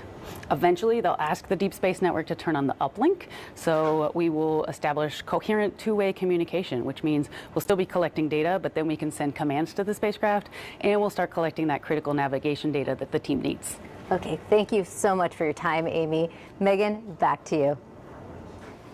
Thank you, Raquel and Amy. And once Europa Clipper is launched, you can follow along with its journey using NASA's Eyes on the Solar System, which you can check out by scanning this QR code. It's a 3D program that allows you to zip around our solar system to learn about planets, asteroids, comets, moons like Europa, and spacecraft like Europa Clipper. And remember, Europa Clipper is not a life detection mission. Again, instead, it is looking for the right conditions that could support life. Now, a check on the clock. We are now 55 minutes from launch. We have time for some more social questions. This one actually is not a question. It's a well-wish. This is from Tiffany Basket on Facebook. I think she knows you because she's saying, "Hi, Jenny." From all of us in Ohio at the Buckeye Online School for Success, we want to thank you for keeping us updated and inspiring our students to dream big. Good luck today. That's just so heartwarming and amazing to hear from them. And I know they're all watching. So, yeah, thank you so much. Yeah, that's wonderful to get to hear that. Hi, Tiffany. Thank you for that. Yes, thank you. And we have one quick one from Instagram. If life is found on Europa, what will be the next steps? What does this mean for future missions? And I'll add on to that. What would life look like possibly? Yeah, so, again, we're not a life detection mission. We are not really looking for like a biosignature of something that says like, we found life, right? But we are going to assess its habitability. And if we find that this is a place that is habitable, the hopeful next step is that we would send a landed mission, that we could go in the future and actually land on the surface, take samples and all those things. All right, let's go back to Daryl and Mick right now. Very much, and we continue to watch the progress of Europa Clipper on that second stage of the Falcon Heavy rocket, and we're looking good so far. The telemetry we're seeing looks like the coast again is going well. We expect the spacecraft and the second stage to start to go into a little bit of a roll, and that's intentional, Mick. Yeah, for thermal protection, to make sure that Europa Clipper stays cool and gets going, and we get that thermal roll that's going on. But everything's looking good, and the initial data we got from Stage 2 performance looked really good and nominal for that second burn. So we're definitely looking forward to Europa Clipper separation here shortly, as we can see this camera view of Europa Clipper on the front of the SpaceX Stage 2 launch vehicle. Yeah, that's a great shot of the spacecraft going out the forward end. Europa Clipper, the largest spacecraft that NASA has ever built and sent into space on a planetary mission.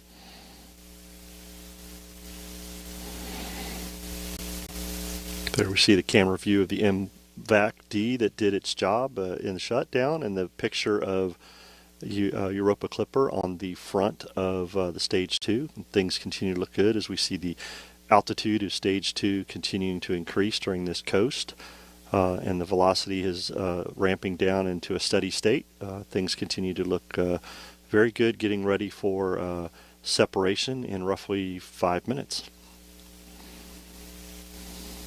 Now we are having that video signal appear and then disappear. We do know that with the spacecraft doing that thermal roll, that can cause signal fluctuations, right, Mick? Yeah, absolutely. We're on ground station tracking, and as it slightly moves around, we lose the connection a little bit, but we're getting great data so far as the vehicle continues to perform well. We really want to be locked in at T plus 1 hour and 2 minutes and 32 seconds. That's the current time that we have for the separation of the Europa Clipper spacecraft, and that is a big moment, and we want to be able to see that because, as we've seen in some past NASA missions, it really looks impressive to see that spacecraft going off into its destination. Yeah, and this being the largest planetary spacecraft that we've built, it's just going to be very cool to see this separation and go. And you know, we heard Jenny and some of the team talk about it, but it just blows me away, the 30-meter, fairing of the solar rays. Wish we could see that and all, but this mission is just so excited, got so many people behind it, and we are just looking forward, after this successful launch today, we want to get to this major milestone of separation, and things continue to look good for that from that aspect. We've had a lot of people, Daryl, over the years work on this. I'm going to give a special shout out to one of my own, my Flight Analysis Division Chief, Mr. Mike Carney. He has been working on a Europa mission for at least 25 years in his career. He started out as a trajectory analyst for a Europa mission way back when at Lewis. And when he came to LSP, he's worked on Europa off and on over the years. So shout out to you, Mike, for the great job, and the rest of the team on Europa Clipper today.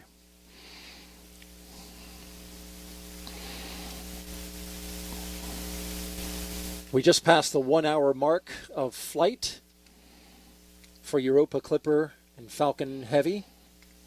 Second stage. As you can see from this trajectory, Mick, it's going away from Earth. Yeah, this is that interplanetary transfer orbit that we talked about. You know, that first burn got us into that park orbit around Earth. And this second stage, second burn on second stage did a great job of getting us on that way as we get ready to separate Europa Clipper to get ready for those flybys, to get those gravity assists to get out there to the Europa moon. Things look continuing to look very well on the stage performance as it coasts through, getting ready for separation. Trajectory looks nominal. And Europa Clipper is going to be deployed in a very high radiation environment. If you watched our broadcast today, you learned a lot about the high radiation, extremely high radiation environment in its destination, but it's also in a high radiation area right now as this deployment is in the Van Allen radiation belts. Yeah, we talked, one of the things that we had to monitor today during today's launch was solar proton flux. Team had to keep an eye on that for solar flares and things going on to make sure we heard earlier about the special radiation area where the electronics are and for the spacecraft. And so solar proton flux went very well today, and we got this launch off. Things looking really good. We're about a minute away from payload separation, expected payload separation. Things continue to look good as the stage 2 altitude continues to increase. Velocity has a steady state now for stage 2, and things looking really good for this portion of the mission. Getting close now. Less than 30 seconds away from separation. There you see the Europa spacecraft. Those massive solar panels that you were talking about all stacked together. This is a big moment for the program, for NASA, APL, and JPL. Let's watch.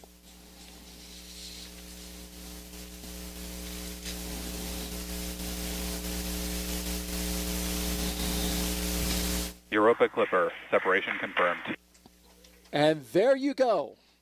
NASA's Europa Clipper probe embarking on a long-awaited mission to study Jupiter's icy moon Europa. And what a sight, Mick. That is absolutely gorgeous, Gerald, to see Europa Clipper on its way. Successful deployment from Stage 2. Falcon Heavy performed very well today.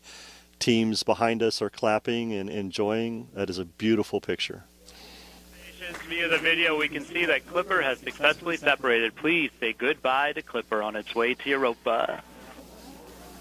Now that voice you heard just there is the Europa Clipper flight director, Pranay Mishra. He's with the mission support team. Okay, all stations, we are waiting for a sign of initial acquisition. Again, Telecom will confirm when we have carrier lock, and DDM will let us know when they see the first packet down. You can see the second stage and the spacecraft just hit orbital sunrise, fully illuminated by the sun coming over the Earth. And as you just heard the flight director say, they are now going to be monitoring for an acquisition of signal. Yes, this will be the first time the spacecraft gets information. Looking forward for that. The hope is that they would get it in the next few seconds. We're now looking at a split screen. On your left, you see Europa Clipper. On your right, this is telemetry coming. Or actually, this is the ground station looking for a spike, looking for a handshake with the spacecraft. And we expect to see that in the form of a blip. Daryl, as you say, they expect that here in a few seconds, but it can happen in a few seconds or anywhere from 15 minutes from now. So the team is closely monitoring this and looking for that, and we're hoping that we can gain AOS here very shortly.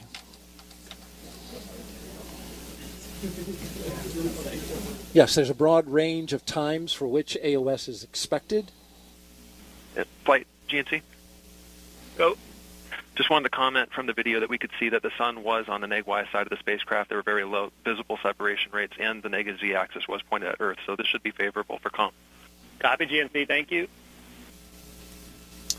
An acknowledgement from the team that that sunlight could help things out. They're looking to warm up the amplifiers. Go, Faith.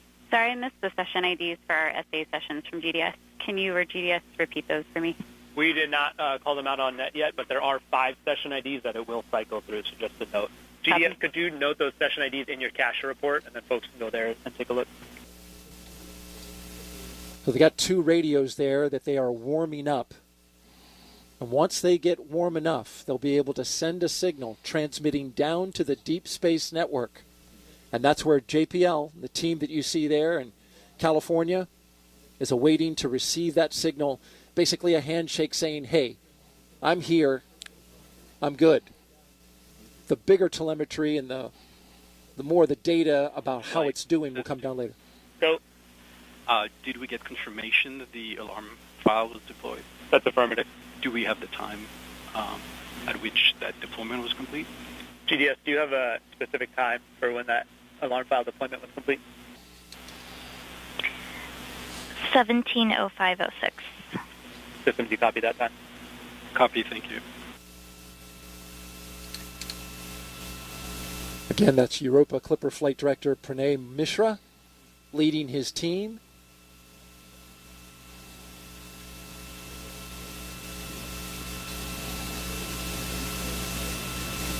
Also, a partner in this mission is the Applied Physics Laboratory, their team on console as well.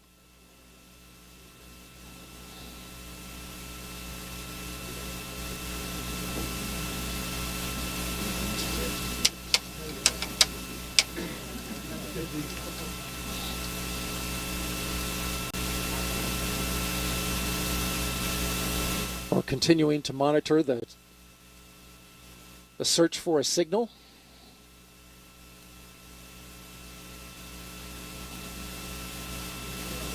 And I believe we have it. Right. There it is. Flight, this is... Go, Telecom. Flight, this is Cal. We're seeing the signal on the open loop receiver. Copy, Telecom. And there you have it. Confirmation of signal from the spacecraft Europa Clipper. And the room there at the Jet Propulsion Laboratory erupting in applause. These teams have worked a long time. You've got some high fives. Flight, I got data on SSC. Copy, telecom.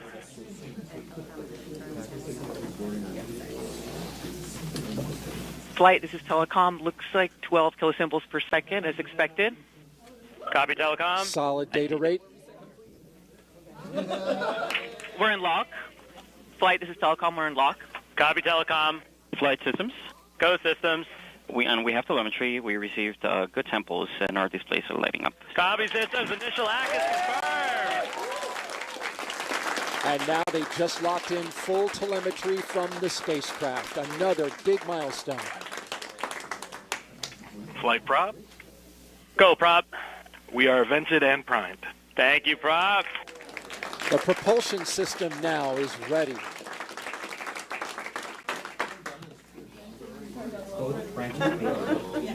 Flight, this is Nav. Go, Nav. We see Doppler data. Copy, Nav. Break. Flight systems. Go. We're reporting status that both branches failed to vent. Can prop please confirm if venting occurred successfully? I was about to do that. The pressures are good, but we are seeing the valve venting flag. We're taking a look right now. Copy, prop. Thank you. Flight GNC. Go, GNC. We do see, the telemetry just came in too. We do see that we are already in the mode GNC 3RS tracks on point, and with the Z-axis rate is consistent with the Z-axis roll. Copy. Thank you, GNC. That's really good, right? Yeah.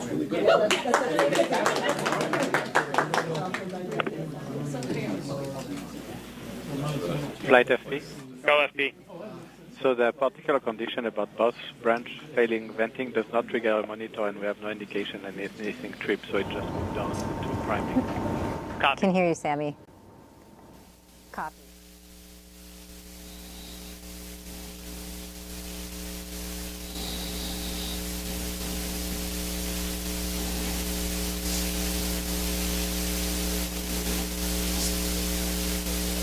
Is that if both branches fail venting, the behavior moves on to and attempts priming. So if that is successful, we could get into tracks on point like we're seeing here. Depending on the cause of the both branches failing venting, which we'll look for prop to confirm more details on. Copy, activity. Activity, as you see signs of the launch behavior continuing, please call it out. Yes, if we're flight this activity. Go ahead. Being in our tracks on point at this point, we are waiting the hour thermal roll, so we should all be looking for signs of being in the thermal roll right now. Copy, activity. Yeah, Flight GNC, just to confirm it again, we are in the thermal roll right now. And so GNC sees that we have already successfully found the sun, done a slew to sun point, and initiated the Z-axis roll. So good indication that GNC is using the engine successfully.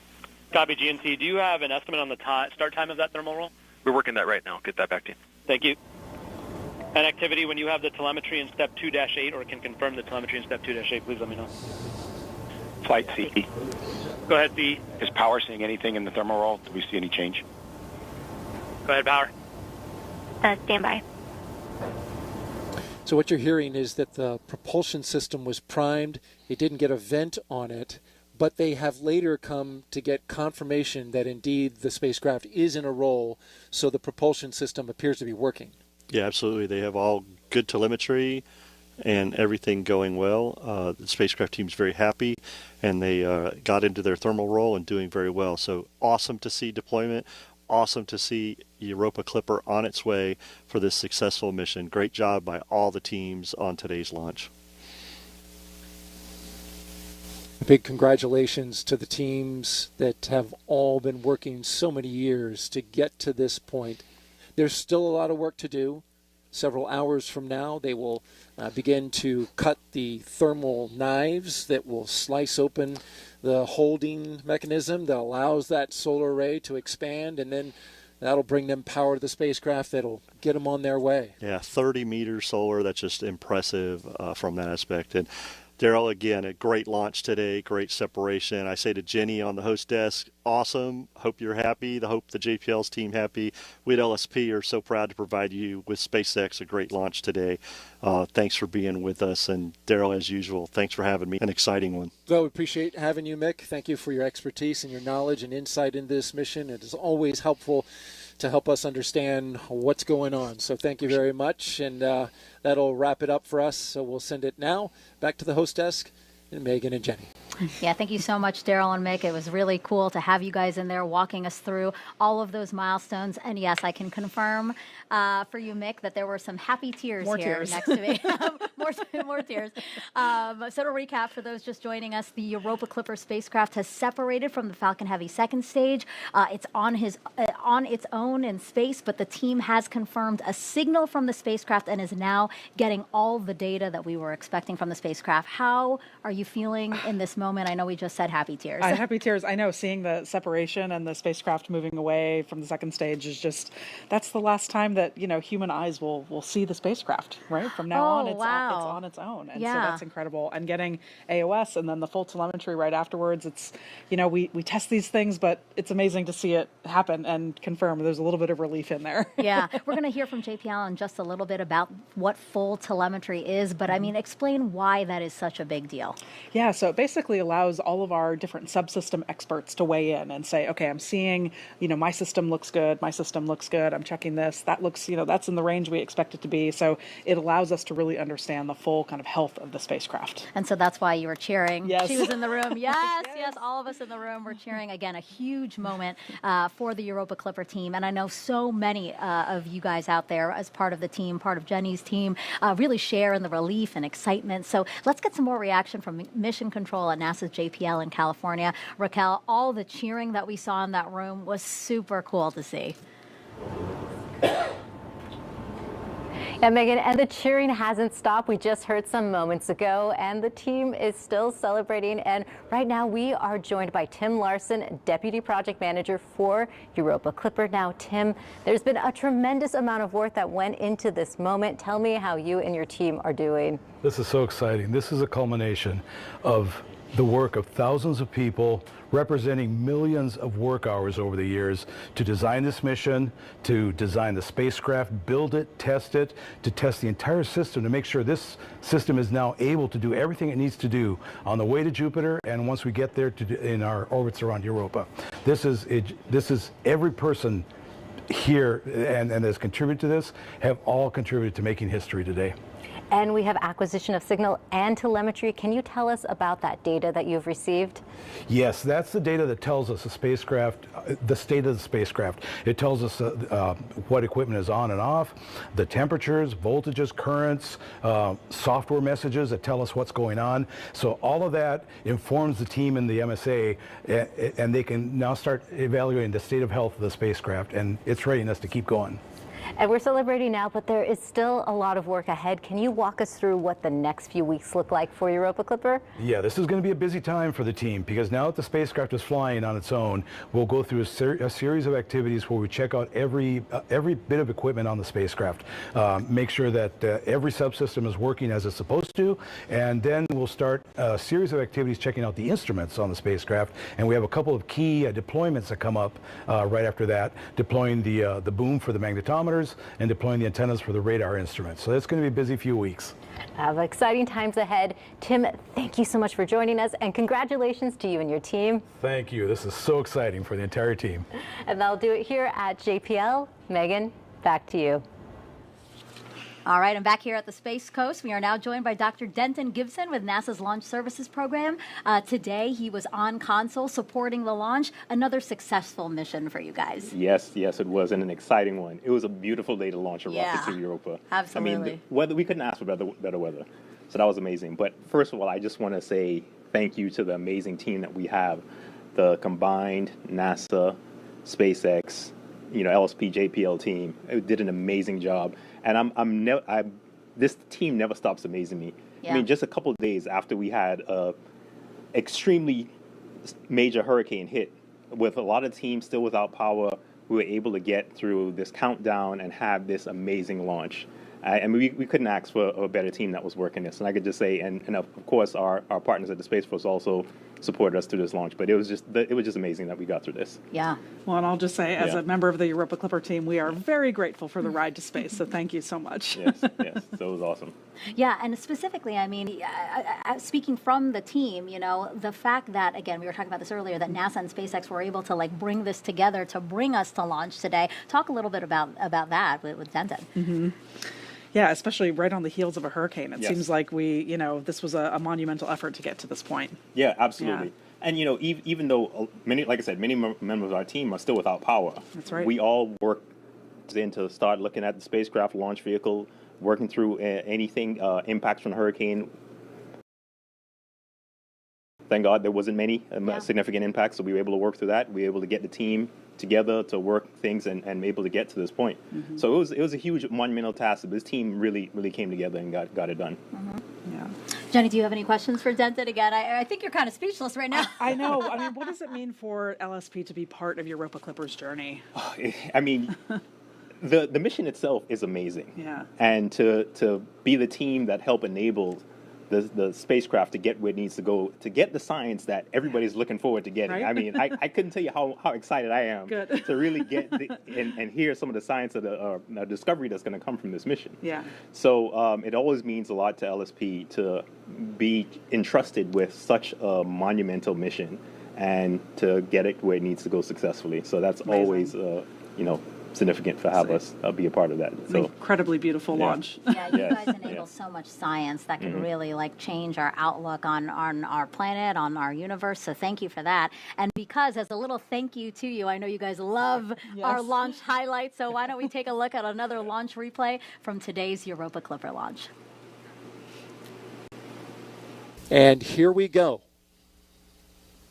10, 9, 8, 7, 6, 5, 4, 3, 2, 1. Ignition.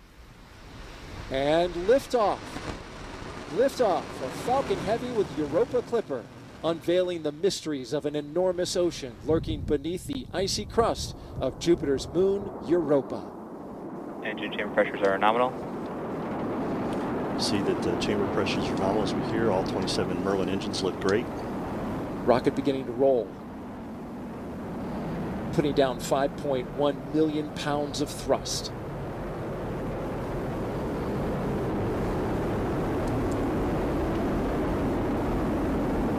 Coming up, they're going to back off those engines just a bit. As we get ready to head into max Power Q. and telemetry nominal. We hear that power and telemetry on the vehicle are good there. Everything's looking really Falcon well. Heavy is supersonic. They have reduced power in the center core to get through max Q, maximum dynamic pressure on the launch vehicle as we approach that. The two side boosters at full throttle. I feel like Jenny couldn't really watch that video because she was going to Nope. start breaking down again. I'll watch it later. Yeah, it was really cool to see that again, those highlights from today. It really just brought me goosebumps again to be thinking about the science that this launch is enabling. So that's going to wrap it for us here at Kennedy Space Center for this live launch coverage of NASA's Europa Clipper mission. A huge congratulations to everyone involved and a big thank you to everyone who participated in our broadcast, especially Jenny Kampmeyer. Thank you so much. It's been so fun to be here, and I just love the this is the start of our journey of exploration, scientific discovery, everything we're going to learn from Europa. It's just amazing. And again, this is huge for astrobiologists around the world, but really all scientific disciplines can really gain something from this. Absolutely, and it's going to change our understanding of kind of our place in the universe. If this is a world that could support life, what does that say about other solar systems that may also have worlds, like Europa? So you got to wait 5.5 years, though. I know. How do you feel about that? We got to be patient, but it's going to be worth the wait. I think we'll all be sitting on our hands anxiously waiting to get to Europa, but it's going to be worth it. And obviously there is work to be done while it's coasting there. One other thing that I wanted to bring up for before we let you all go is, Jenny, talk to us a little bit about your trajectory, how you got here to NASA, because I think that's an inspiring way to maybe end this broadcast. Yeah, people always ask, how can I work for NASA? NASA? How do I get to do what you're doing? There's a lot of different paths. My path was a little bit non-traditional. I started my career as an adult as a musician. I was a classical musician and orchestra librarian for a bunch of years. I went back to school for engineering, and now I'm here at NASA. And it was actually watching a launch that kind of kicked me down that path. So if you're out there and you're thinking, I want to work for NASA one day, just go down the path that you want to go down, and you can get there eventually. Yeah, and we're so lucky to have you. Thank you so much. And if you want to continue to follow along with this mission, just scan the QR code on the bottom of your screen. I promise it's the last one. This one will take you to europa.nasa.gov. Together, we will discover the mysteries of both Europa and our home planet. Have a great day, and go Europa Clipper. T-minus 10. I've never been more excited about the possibility of discovery. We are now where we can bring together lots of different types of people. You talk about grit and determination and resilience. These are areas that humans aren't designed to go to. We put together this amazing adventure and mission. So when I turn it on, whoa! Decisions we might make could influence other things. And it's everything. I hope that we can do something to turn us around. There are many questions raised by the mission that we still need to answer. The story is never complete.